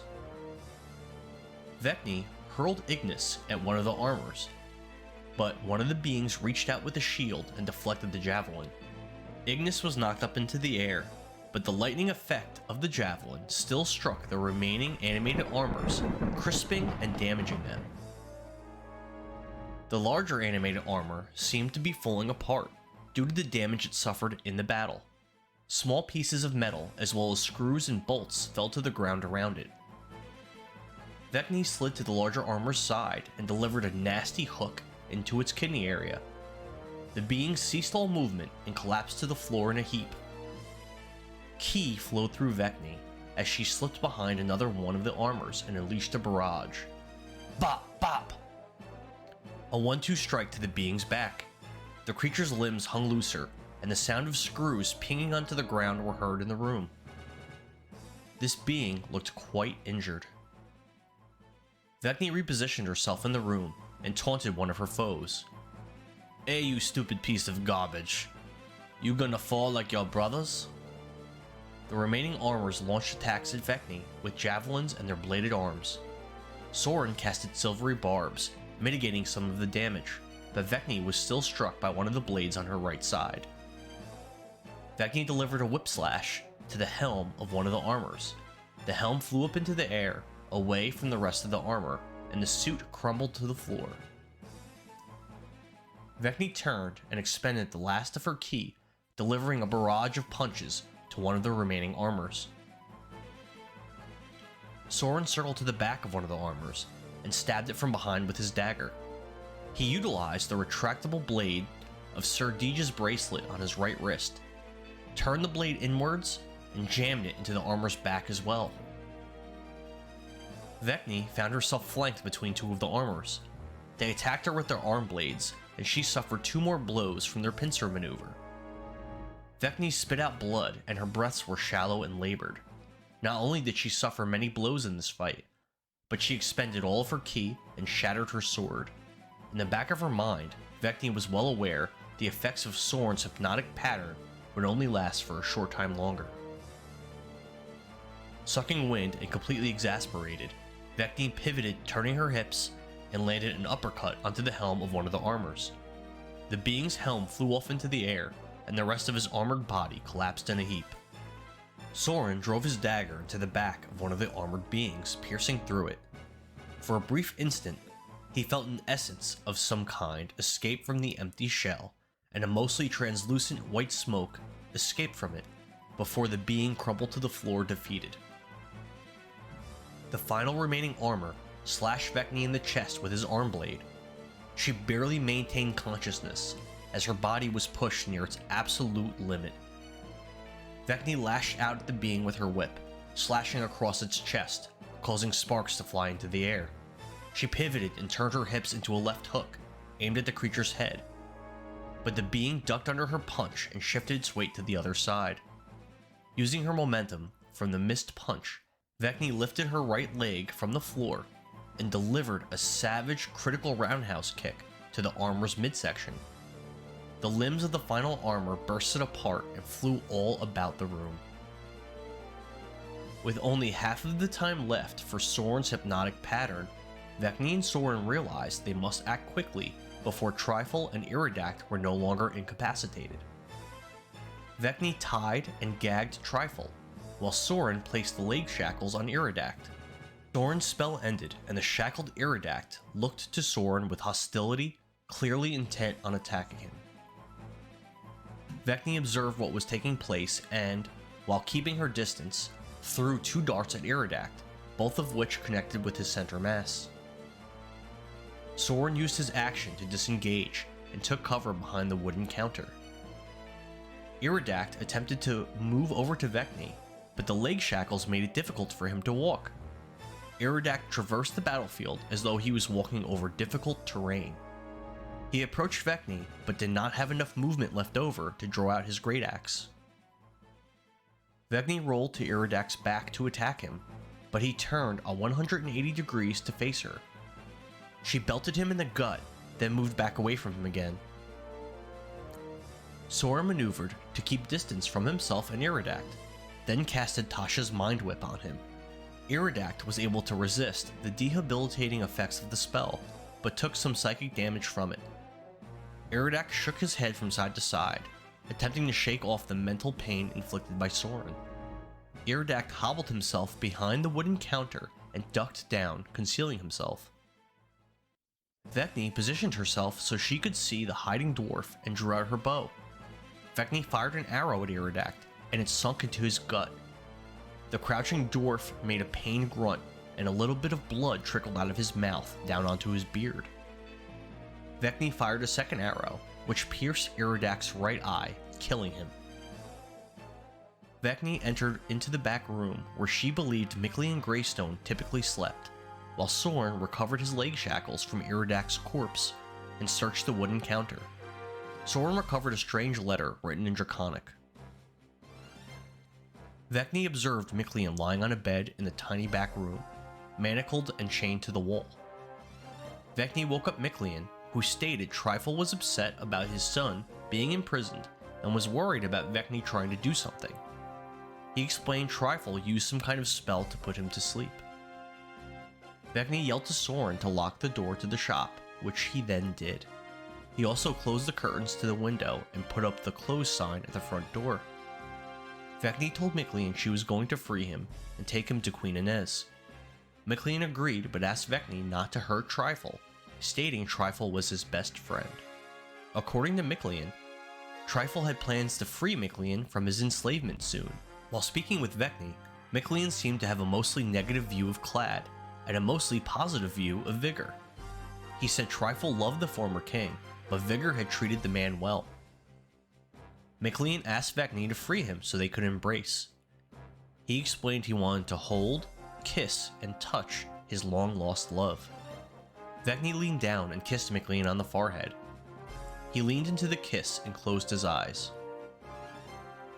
Vekni freed Mickley with a key she found on Trifle, then chained Trifle to the wall in place of his slave. Sorin casted Comprehend Languages so he could read the draconic note he found. The letter was addressed to the shogunate of Jisei and was from someone called Master Rokotsu of Kasumi Village. The note spoke of things Sorin was not familiar with, such as a potential alliance between ninja and samurai, a person called the Flame, a debt, and a chieftain of something called the Atama clan, who was traveling with his son. Vekni sat on the floor of the shop and leaned against a wall, attempting to short rest and recover a bit from the battle with the animated armors and Iridact. While resting, Vekni experienced a strange waking nightmare. She saw visions of things in the past, some distant, others more recent. The visions were quite peculiar. When her rest was completed, Vekni felt a stinging pain in her right cheek, and not only did she not feel rested, she felt more exhausted than before. While Vekni tried to relax, Sorin heard knocking at one of the windows of the armorer's shop. Sorin approached the window and moved the curtain, where he observed a black crow pecking on the glass. There was a letter in its talons. Sorin took the letter, which was from his mother, the Queen of Ferelden, Genlia Avicine. The letter advised Sorin that the man called Hainsworth might have information that could help Sorin after the Burning Fist had been reunited. Sorin observed through the window Sir Galloway and his orc subordinates walking outside. The group was no longer wearing blood mist sigils and colors, but rather those of FORTE. Sorin searched Trifle for some kind of spell focus and found an unusually small forging hammer. Sorin examined the tool for magic and determined it was, in fact, Trifle's spell focus. Sorin confiscated it.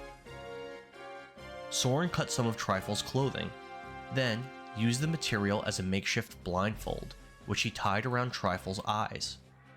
He then took out Trifle's gag. While speaking with Trifle, Sorin learned the names of two of Karaganda's lieutenants, Harshal and Thaxos. Trifle mentioned that the powerful female warrior, Rochambeau, was also one of Karaganda's lieutenants. Sorin offered to help Trifle, and attempted to convince him he was Odoacer's son, but failed to do so. While speaking of his jailed son, Triant, Trifle told Sorin that important people in the town were executed by Karaganda. He said that those that did not do what Karagonda wanted were killed. Trifle added Karagonda was a brutal person. Trifle divulged that Dr. Domenica was summoned to the mayor's office and had been attending to Frank Mandrid since his body was recovered. Apparently, Frank was disfigured and very angry at Sorin and Vekni. Frank's aim was always to make FORTE into a great branch of Vigor, and elevating it as the most powerful of the branches. But since the incident in his lab, Frank had a new goal: killing Sorin and Vekni. Trifle spoke of the samurai nation of Jisei. Jisei and the kingdom of Dovah both existed on the continent of Clad.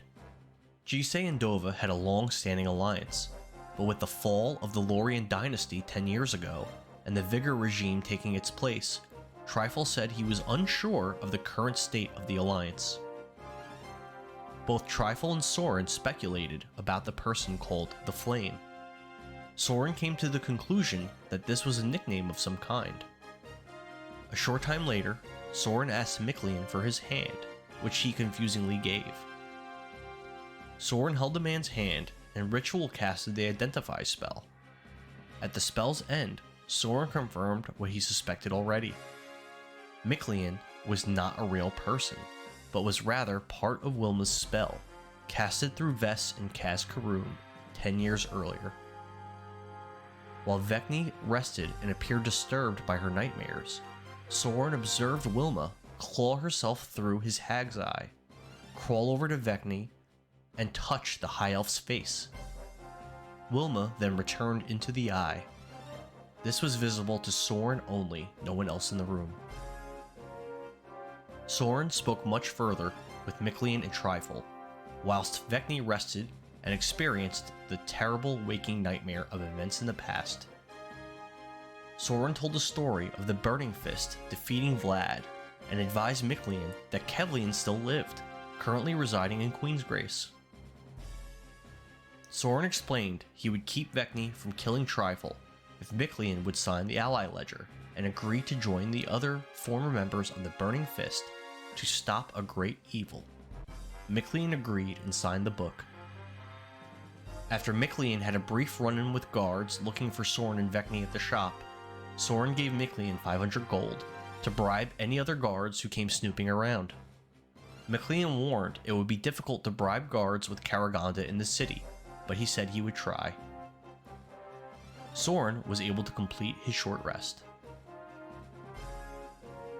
After both PCs awoke, Vekni told Sorin about the nightmare she experienced, and seemed to remember the Ningyo fish she saw in the dream that was said to curse people. Sorin gave Vekni one of the 2 potions of remove curse he purchased at the alchemist shop. Vekni drank the elixir. Vekni felt a bit queasy and began to dry heave a bit. She vomited up a live, full-sized crow. Sorin rushed over to a nearby window and allowed the crow to escape. A distinct chill crept into the room. A fine mist appeared on the floor and slowly began to rise. Mictlian whispered to Vekni, "Marjorie, what is going on?" She said she didn't know and reached for her sword. Vekni's sword broke in the battle with the animated armors, and she found her scabbard was empty. Feeling sick from vomiting up the crow, Vekni unfurled her whip and took a fighting stance, unsure of what was happening. Vekni heard a sound that was familiar to her, a woman sobbing. The sound grew louder and closer. The chilling mist covered the entire room. "Come here! Help me! Come here!" The sound of the familiar frightened whisper filled the room. Then a demonic shriek. "Help me!" Through the mist in the corner of the room, the PCs observed the back of a woman, hunched over, cradling her knees. The woman had long black hair and appeared to be heavily sobbing. The woman rocked back and forth, trembling. Sorin summoned his owl familiar, Dexter, to appear, and commanded him to fly into the back room to touch Mictlian and Vekni. He casted invisibility on Mictlian and Vekni through his owl. Then he ran out the front door of the armorer's shop. Vekni peeked her head out of the back room and eyed the lit forge near the crouched, rocking woman. Vekni recalled the horrors she experienced with this creature aboard Tuskheart. Vekni knew if she didn't act quickly, she and all of her friends would die. She slipped 3 sticks of dynamite from her pouch and hurled them into the lit forge. The forge exploded.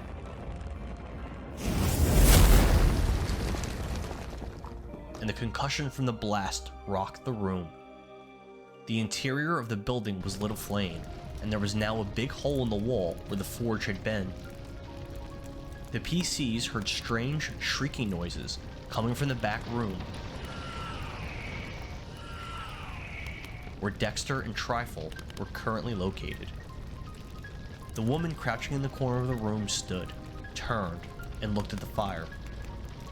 The woman had sickly pale blue skin, black eyes, and her hair was long, wet, and the individual strands seemed to move independently like snakes. The woman seemed to sniff at the air. Sorin commanded Dexter, his owl familiar, to fly in front of the creature's face, hoping to distract it. Sorin then left the front of the armorer's shop, walking in the direction of the front gate of Vigor Valley City. Vekni chugged a potion of greater healing, then she and the invisible Miclean Greystone booked it through the fiery opening in the back of the armorer's shop, created by the exploding forge. Both she and Miclean were singed a bit while passing through the flames. Meanwhile, in front of the building, a group of guards ran up to Sorin and asked him what was going on and what caused the sound of the explosion. Sorin convinced the guards that innocents might need help inside the armorer's shop. They passed by him and rushed inside. Sorin attempted to recall Dexter from the armorer's shop, back room, but realized his familiar had been killed somehow. Vekni tossed 2 more dynamite sticks into the armorer's shop from outside the hole, then moved towards the city entrance. A short time later, she heard 2 more explosions coming from the area.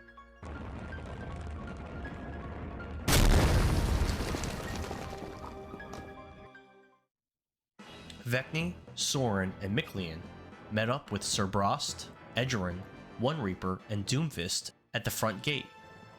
The men of Clad were disguised like FORTE soldiers and were waiting for Vekni and Sorin. Sir Brost let out a big sigh, and Edgerin looked quite nervous upon reuniting with the PCs. Sir Brost said Lord Henry, Prince Lorien, and the others of Clad already left the city and were en route to Queensgrace. Sir Brost beckoned the adventurers to follow he and his subordinates, as he knew a safe shortcut through the mountains to escape the valley and circumvent the FORTE outpost ahead. The group of 7 warriors traveled through the valley for hours. Sir Brost directed this group off the main road, over to the left, through a cutout in the mountains. As the group proceeded, Brost continued to lead the way, while Edgerin insisted on holding the rear. They reached a cave entrance, and all the Cladmen, save for Doomfist, drew their weapons and raised them into the air. Sir Brost began a short speech. "All Kingsmen, raise your swords for the rightful ruler of Dovah." Then he looked to Vekni and Sorin.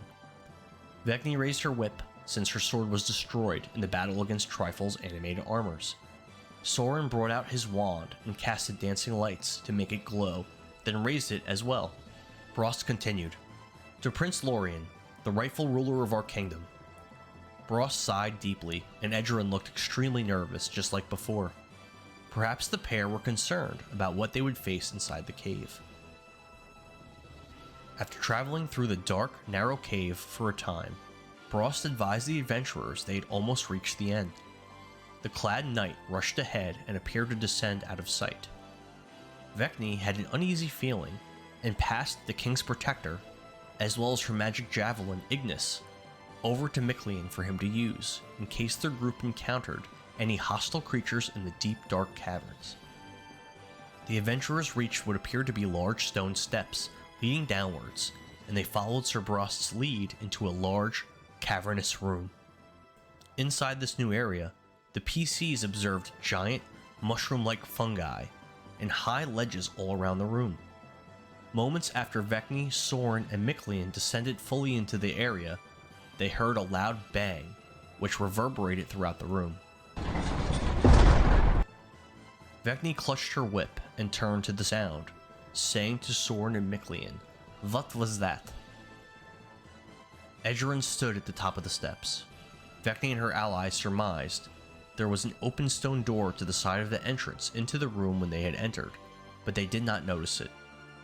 And Edgerin, well, he had slammed the door shut. Conquest of Dovah. The adventurers heard a guttural voice say the word "oof" right before a huge boulder rolled down from the high ledges towards Sorin and Vekni. Sorin and Vekni dodged the boulder. They looked up and saw a monstrous ogre with orange hair and orange sideburns. He was accompanied by a group of orc crossbowmen. The ogre said in broken common, "Oof, you guys pretty fucking stupid falling for this." Miklian held up his shield and imbued Ignis with magic, lighting it aflame. Sorin asked Sir Brost what was the meaning of this. Brost sighed and responded, "Lord Henry's orders are Lord Henry's orders." Upon hearing those words, Sorin realized himself, Vekni, and Miklian were in a dire situation. They were facing an ogre, 8 orcs, and the 4 men of Clad, one of which was an anointed knight. Sorin realized the ogre and orcs wore black and red armor, and donned the blood mist sigil. In an attempt to avoid a deadly battle, Sorin demanded to speak with his friend, Lord Craven. Sir Brost drew his giant scimitar, then glowed with a white aura. He held out his hands towards the adventurers, attempting to affect them with the debuff spell. Miklian and Vekni resisted the spell, but Sorin felt himself become less capable in combat after the effects of the spell washed over him. Vekni yelled to Sir Brost, "But we saved your king! This is the honor you show us?" Upon hearing this, Edgerin appeared even more nervous and unsure of himself than before. Vekni shot Edgerin a disappointed, motherly look, then turned to face Doomfist with her whip in hand. Vekni and Miklian stood back to back, prepared to face down any threats. Doomfist apologized to Vekni, but stated he had to follow orders. Vekni scowled angrily at the man of Clad. One Reaper reached behind his back and pulled a short, thick halberd from behind him. The weapon separated into different sections and elongated. It appeared to be a multi-jointed long axe of some kind. One Reaper attempted to attack Sorin from behind, but Sorin turned to face him. One Reaper's weapon was unusually long and had quite an impressive range. One Reaper swung the polearm 3 times at Sorin, missing him with the first 2 swipes. One of the joints on the weapon loosened, then snapped tight again, whipping the blade on the end towards Sorin, slashing him deep on the right shoulder on One Reaper's 3rd attack. The orc crossbowmen aimed their crossbows at the adventurers, but seemed unsure on how to proceed after Sorin's demand to speak with Lord Craven. The ogre let out another loud "oof," then asked Sorin what he meant about speaking with Lord Craven. Miklian reached back and grasped Vekni's whip, igniting it with the same flaming heavenly glow as Ignis. While disappointed at the betrayal, a spark ignited behind Miklian's eyes. Miklian was a warrior at heart, and relished the chance for a tough battle. He looked over to Sir Brost and exclaimed, "Vekni says you are a man of honor, but this is not honorable."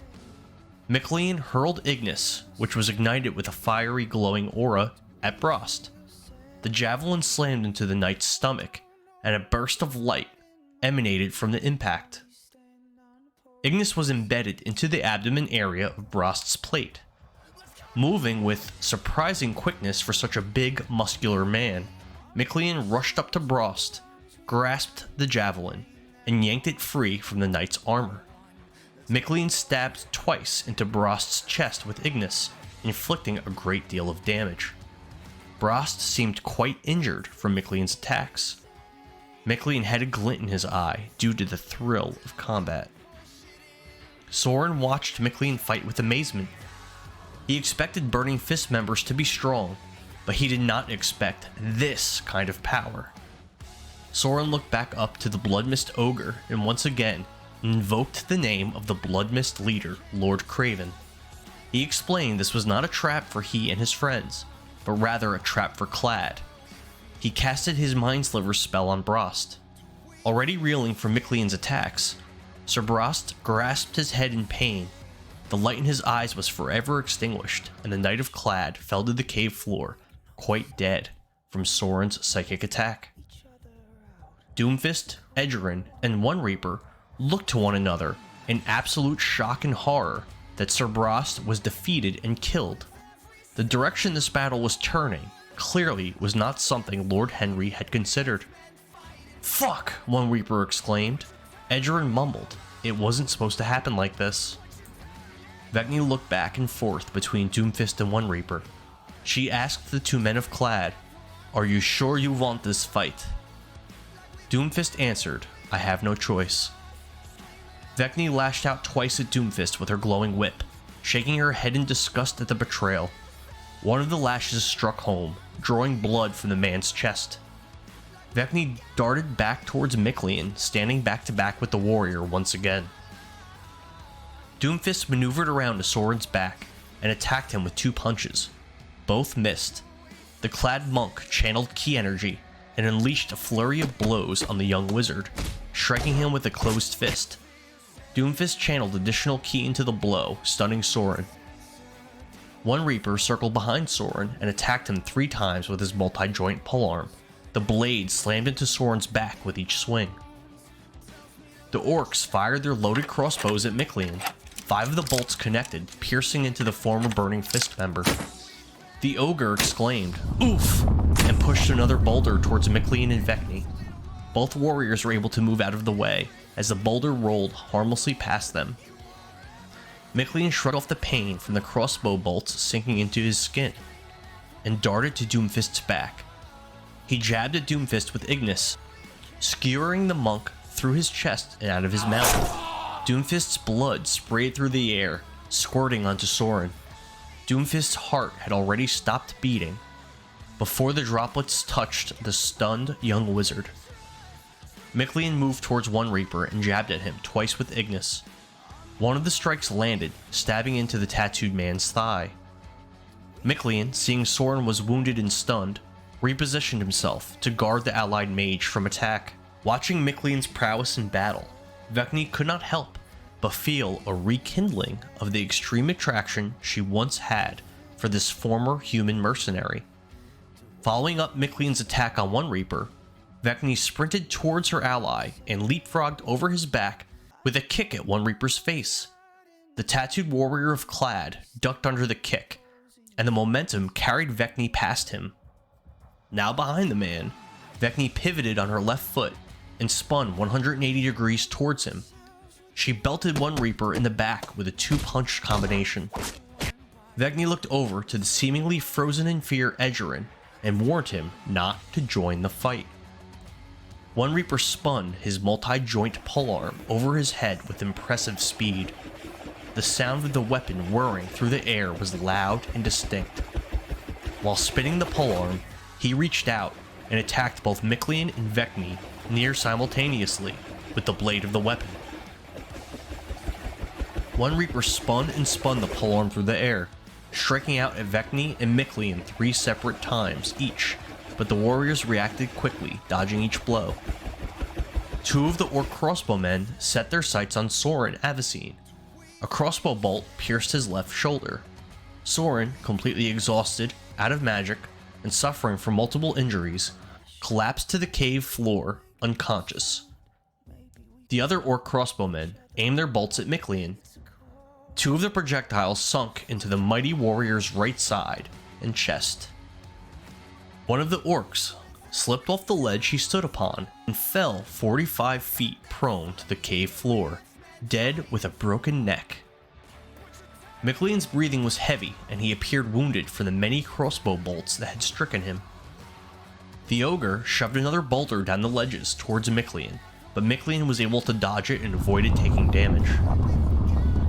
Edgerin pulled out his crossbow and said, "I'm sorry, Sir Brost. I should have joined the fight sooner. I'm so sorry. He fired 2 crossbow bolts at Vekni. The first bolt missed, then Vekni caught the second one in her hand with her deflect missiles ability. She stopped the bolt inches before it struck the center of her face. Vekni said to Edgerin under her breath, I thought you didn't want this fight. Mictlian jabbed one Reaper in the gut area of his armor, using Ignis. One Reaper bent over from the impact of the blow, and Mictlian saw one Reaper's armor lift inches away from the man's neck and chest. In an instant, Mictlian reeled the javelin back and swung it overhand, burying the head of Ignis through one Reaper's throat, killing him. Mictlian looked over to Vekni and smiled, blood trickling down his face. She returned a smile to the Order of the Burning Fist veteran. Vekni drew her longbow and fired a Kensai shot and fused arrow at one of the orcs up on the ledges. The arrow pierced through the creature's neck. A blast of blood and meat splattered onto the cave wall behind him before he collapsed off the ledge, deceased. The ogre retorted, Oof, you shouldn't have let them kill you, fucking dumbass. Vekni fired a second arrow at another orc, embedding it under his ribs. The 6 remaining orcs fired their crossbows at Mictlian. One of the bolts struck the wounded man's shoulder, while he was able to dodge the other 5. The ogre rolled another boulder at Mictlian and Vekni. Both warriors rolled out of the way and avoid being crushed. Edgerin fired another crossbow bolt at Vekni. She caught the projectile right out of the air, but the clad warrior reloaded and fired again. This time the bolt stuck in her left thigh. Mictlian inhaled deeply, channeling immense power to restore some of his vitality. Then he reached over to Vekni's bow, grasped it, and imbued the weapon with the same fiery aura he used on Ignis. Vekni aimed her magically imbued bow at Edgerin and chastised him. I told you not to get involved. Edgerin looked back at her, clearly terrified. She shot the man with 2 arrows in quick succession, each one exploding with flame and radiant light on impact. Another volley of crossbow bolts flew at Mictlian, but easily dodged all of them. The ogre rolled another boulder at Vekni and Mictlian, but they avoided this one just like the others. Without a ranged weapon, and realizing he was drawing all the fire from the orcs, Mictlian Greystone faced them and readied himself to dodge their attacks. Vekni yelled to Edgerin, Stand down! Then turned to one of the orcs high on a ledge and fired her magically imbued longbow at him. The arrow pierced the beast's heart and he tumbled off the ledge, dead. Upon hearing Vekni's demand, Edgerin dropped his crossbow to the ground in surrender. Vekni darted back behind Mictlian and, using her former lover as cover, fired at another orc, the one she previously shot under the ribs, on the opposite side of the cavern. Her arrow plunged into his gut, near where the first arrow still protruded. The orc grasped the arrow and fell back against the wall. He slowly slid down to the floor and bled out. The ogre, after observing 2 more of his subordinates killed, said, Oof, not again. The orcs and the ogre backed up on the ledges until they were out of sight. Before leaving, the ogre said in a muffled voice, Oof, the plan didn't work at all, dumbass. Edgerin dropped to his knees and begged, Spare me, please spare me. Vekni hollered over to the surrendering warrior and motioned to Sorin. If you want to live, you have to help this man. Tears trickled down from Edgerin's eyes, and he whispered, Sorry, Sir Brost. Edgerin disappeared in a white mist and reappeared near the fallen human wizard. He knelt down and gently lifted Sorin's head. Edgerin drew out a healing potion and slowly poured it into Sorin's open, bleeding lips. Sorin recovered from being knocked unconscious, but was still badly wounded, only regaining a small bit of his vitality from Edgerin's potion. Vekni searched the bodies of one Reaper and Doomfist, and recovered one Reaper's multi-joint polearm. Sorin searched Sir Brost's corpse, finding a gem and a potion. Mictlian recovered Sir Brost's giant scimitar. Edgerin was taken captive by Sorin, Vekni, and Mictlian. Tears streamed down the clad man's eyes due to the loss of his friends and allies, as well as his own cowardice on the field of battle. Vekni disarmed Edgerin, while Sorin interrogated him. Vekni was glad to have recovered the man's short sword, as her sword had shattered during the battle with Trifle and his animated armors. She recovered another healing potion as well. Edgerin admitted Clad had been doing business with Bloodmist for some time to smuggle supplies to their underground city and fund their small army. Edgerin explained that after Vekni made a comment to Lord Henry, stating she would fight for whomever paid the most coin, Henry decided Vekni and Sorin were not trustworthy long-term allies.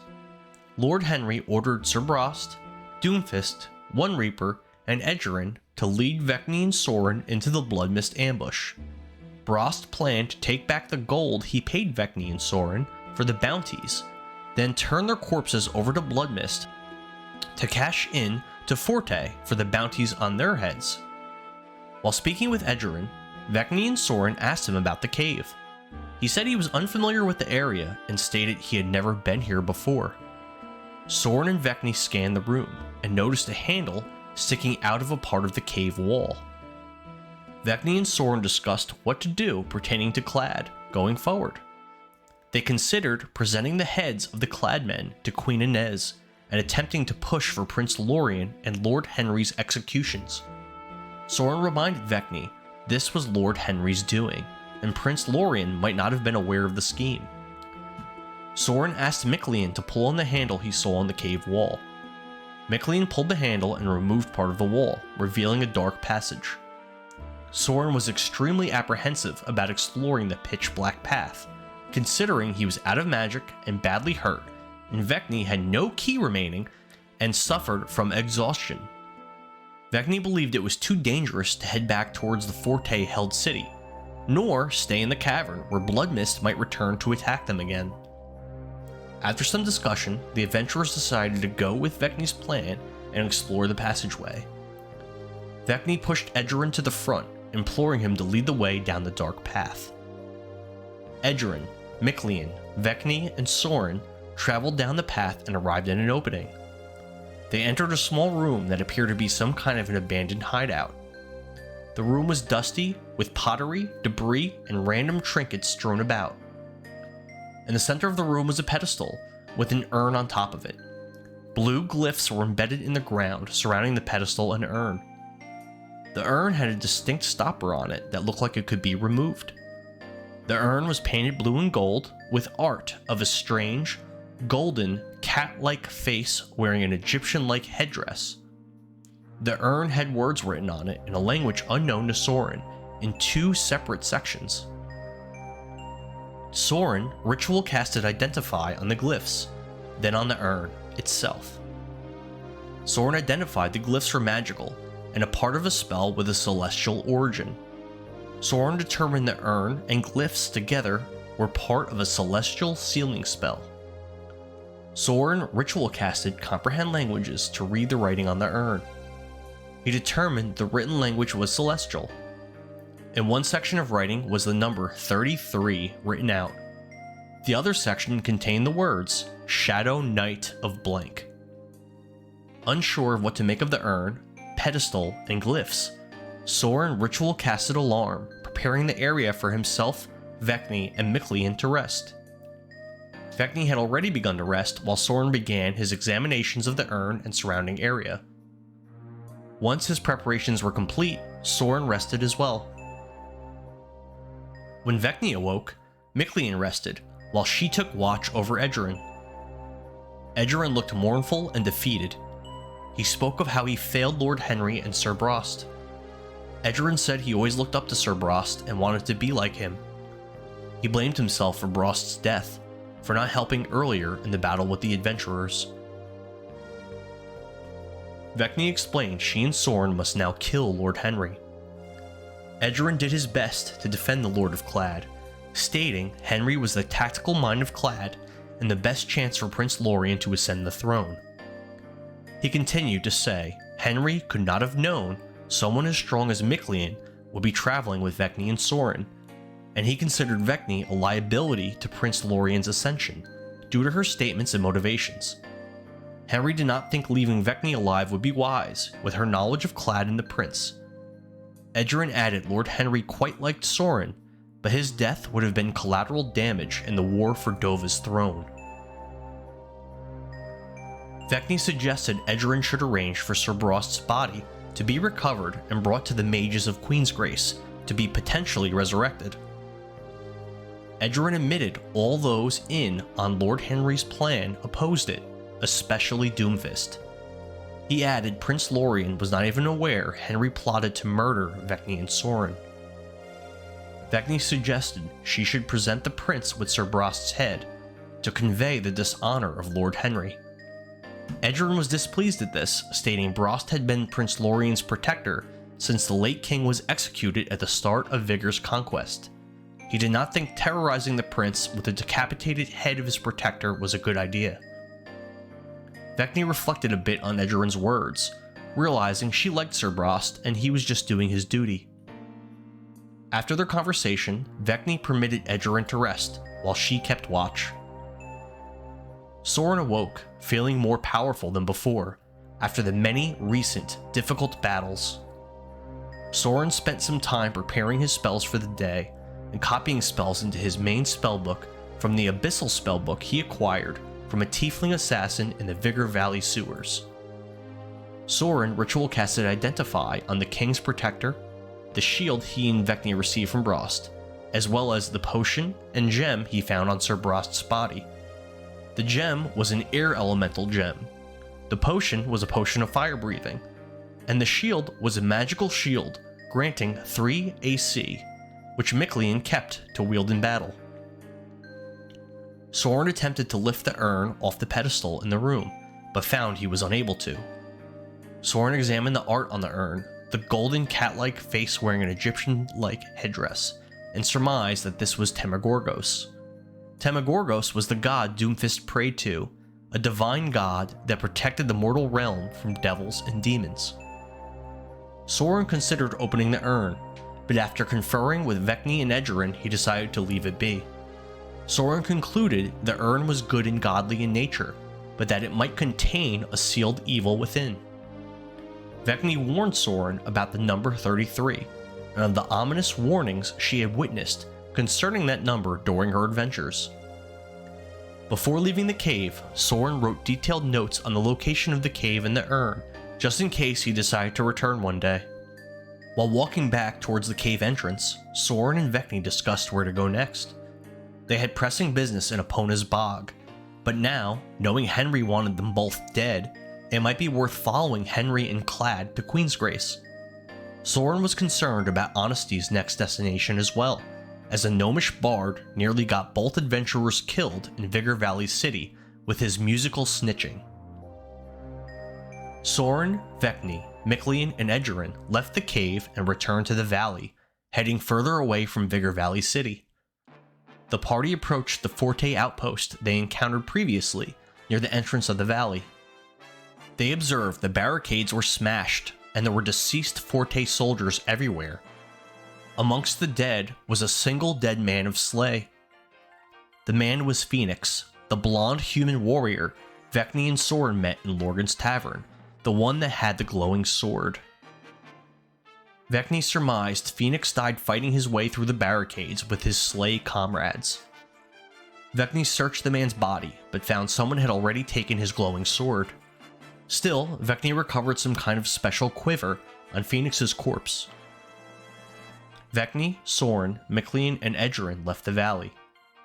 Mictlean wished to travel towards Queensgrace to reunite with his son, First Ranger of Slay, Kevlian Greystone. Vekni planned to rescue Prince from the misfit bastards in Epona's bog. The two former lovers decided to part ways for now, planning to reunite in Queensgrace for a family reunion once Prince was saved.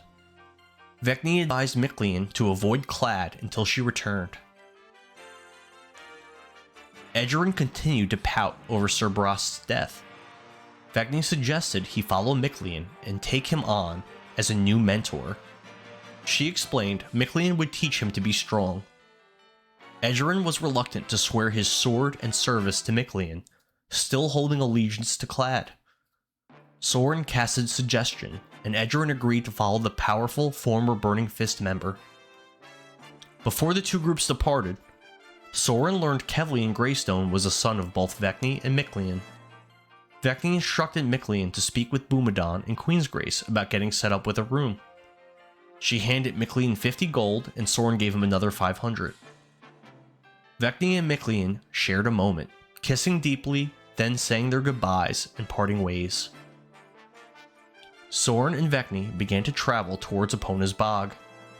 While traveling, Sorin copied spells from his Abyssal spellbook to his main spellbook, as well as copied spells from his main spellbook to his Abyssal spellbook. When the young mage was finished, each book contained exactly the same spells as the other.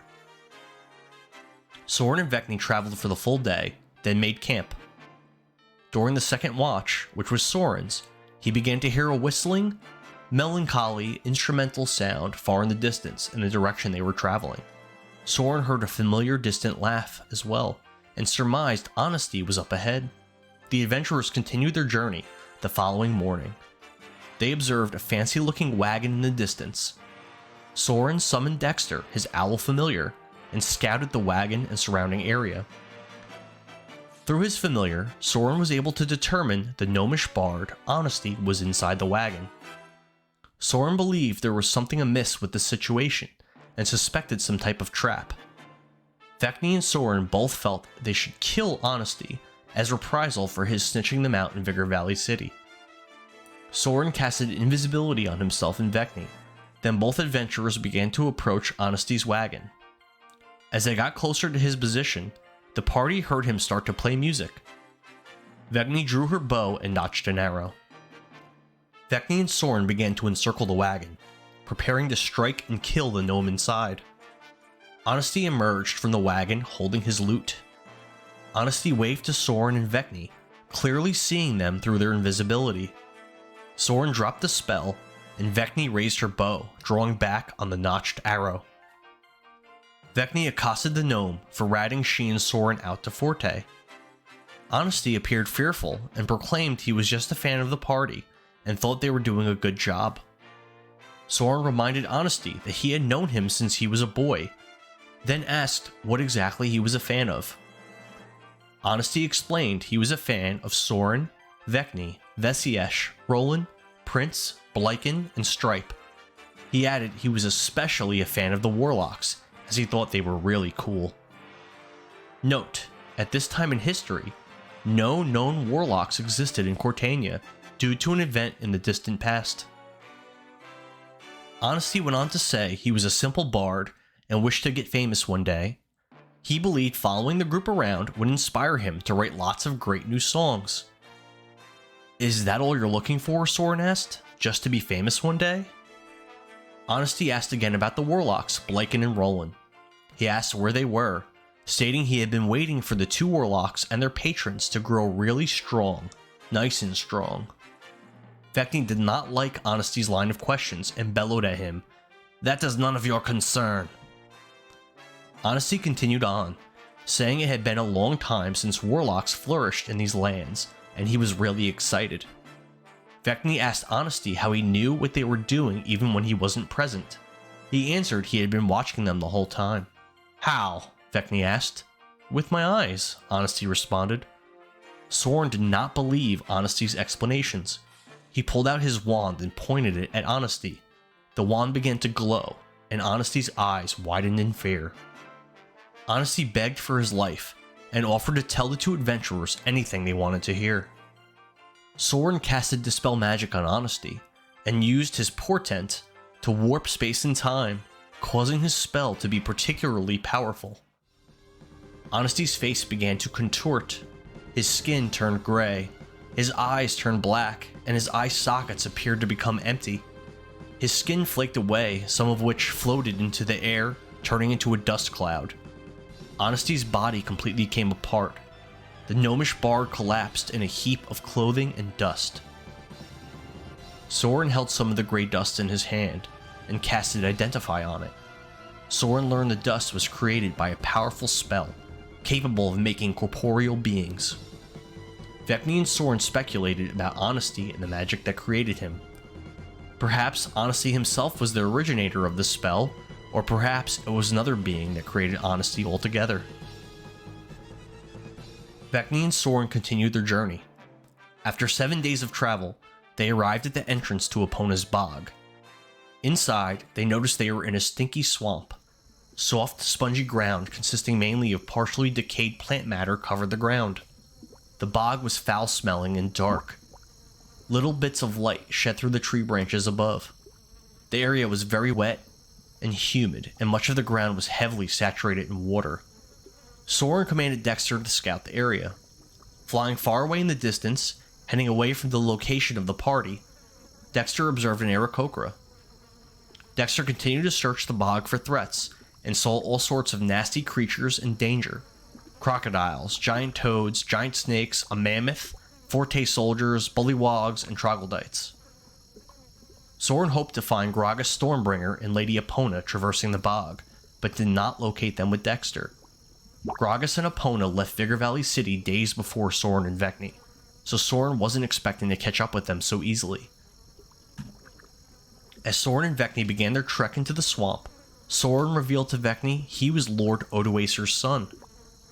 Sorin spoke of his mother and his conception during an orgy in a vampire's mansion, and of how he met his father for the first time just a week ago, and how he has been trying to digest what he has learned.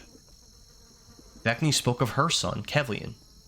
She mentioned that he was here in Dovah, and she explained how she was exiled from Coldbank because of her copulation with Miklian, a human.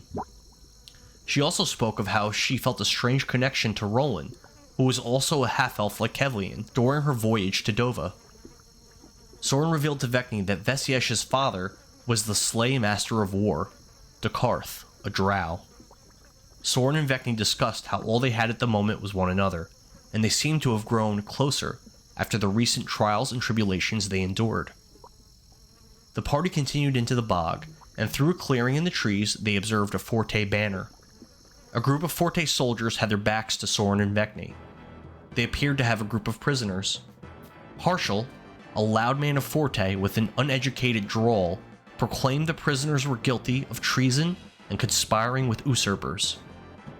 Vekni and Sorin recognized Harshal from Vigor Valley City, as he was one of the FORTE leaders near the gallows when Sorin spoke with his father. Harshal wore armor with FORTE colors. He had uncombed, poofy orange hair, and a patchy and greasy-looking orange beard, and was missing one of his front teeth. The prisoners, which consisted of 3 men and 1 woman, stood on uneven stones. Nooses were tied around their necks, attached to the branches of a nearby tree, and their hands were tied. Harshal kicked one of the rocks out from under a man with a noose tied around his neck. The noose tightened around the man's throat and he began to choke to death. Sorin casted mold earth and created a mound of dirt under the hanging man's feet, saving him. Harshal and his men turned and noticed Sorin and Vekni behind him. Sorin attempted to convince Harshal he was Odoacer's son, using suggestion and even silvery barbs, but failed to do so.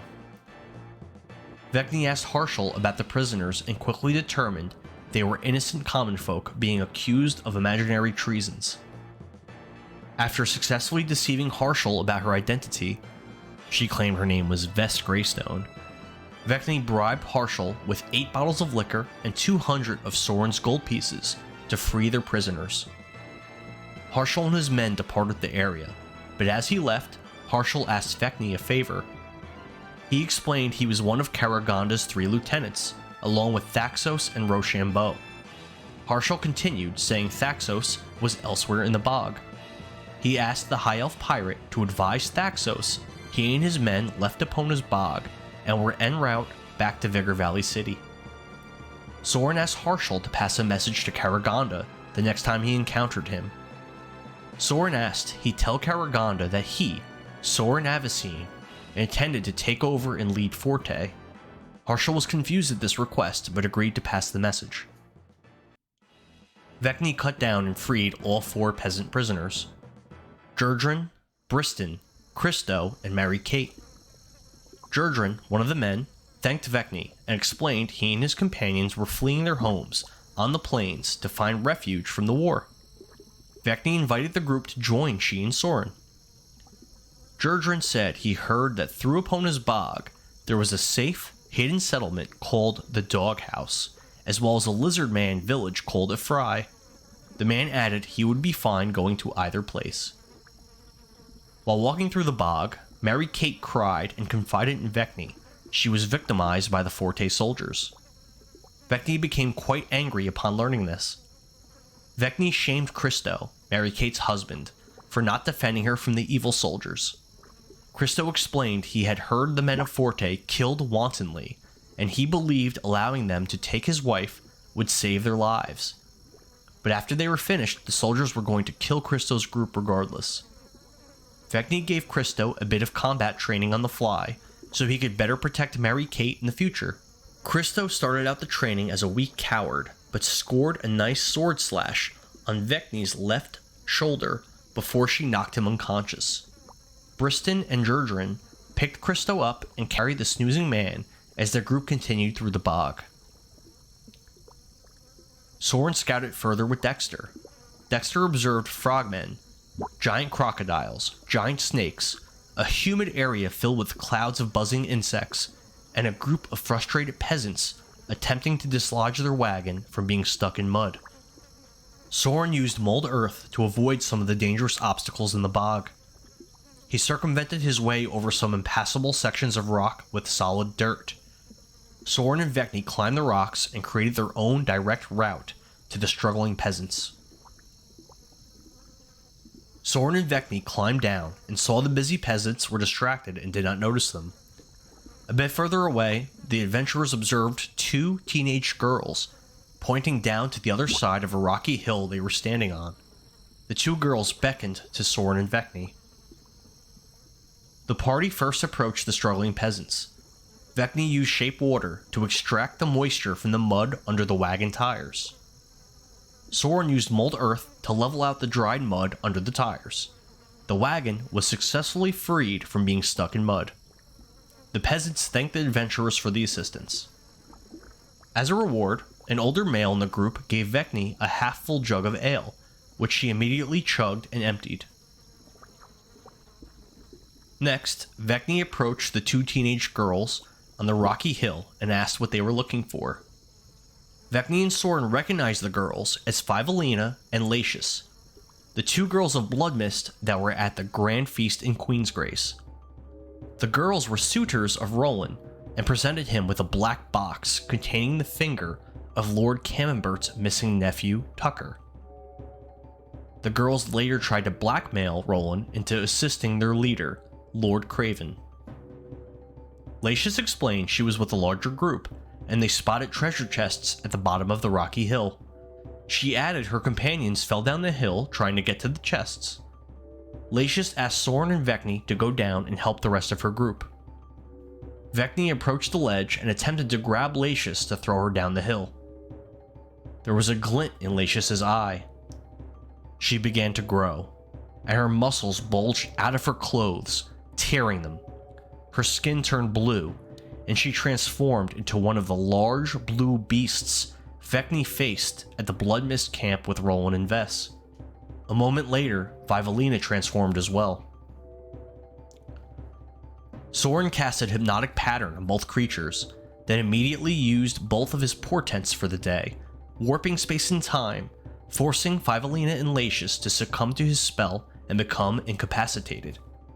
While using his portents, Sorin saw an alternate future, one where both creatures resisted his hypnotic pattern and killed he and Vekni.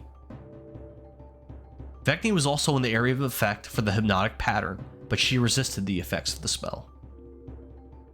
Vekni gave Sorin a smug smile and a wink, then slipped behind Latius. Vekni delivered 3 rapid-fire punches to Latius's back, infusing ki into the second strike and stunning the beast with Stunning Strike. Latius glowed with an eerie light, and despite not being able to move, the damage Vekni inflicted on her appeared to slightly heal. Sorin casted Mind Sliver on Latius, but she resisted the spell, only taking a small amount of psychic damage. Vekni lashed out at Latius twice with her whip. The first strike missed, but the second one landed, lashing the creature's chest. Vekni again infused ki for a Stunning Strike. Latius resisted the Stunning Strike, but Sorin, intending to force Latius to stay stunned, casted Silvery Barbs, which caused Lacius to fail at resisting Vekni's ability. Vekni landed a punch on the stunned creature's back, following the whip strikes. Once again, Lacius glowed and recuperated from some of the damage she received. Sorin casted Tasha's Mind Whip on Lacius, causing her head to ring from a sustained psychic attack. Vekni punched Lacius 3 more times in the back, infusing more ki on another successful stunning strike on the second hit. Lacius glowed eerily and recovered a bit of health once again. Sorin casted Mind Sliver on Lacius, keeping up the psychic pressure on his wounded opponent. Vekni infused more ki for another stunning strike, hitting Lacius square in the back, then delivered a second blow to the kidneys. Blood poured out of Lacius's mouth and she gasped, trying to catch her breath. Vekni drove her right elbow deep into the beast's back. The creature wobbled and gagged on its own blood, but still stood tall. Lacius's body glowed and she appeared to grow a little healthier, but it was like the equivalent of scooping bucketfuls of water out of a sinking ship. The amount of healing the creature did was minute, compared to the huge amounts of punishing damage it endured. Sorin casted Mind Sliver on Lacius again, attacking her psychically and inflicting pain on the stunned beast. Vekni swung her whip overhand, tearing a chunk of meat out of Lacius's back. Then she delivered a backhanded slash, which tore into the exposed flesh, slammed through ribs, and pierced Lacius's heart. The horrendous blue monster collapsed onto the mucky ground. Vekni ripped her whip out of the creature's body, removing Lacius's still beating heart. The beating heart flew past Vekni from the force of her withdrawing her whip.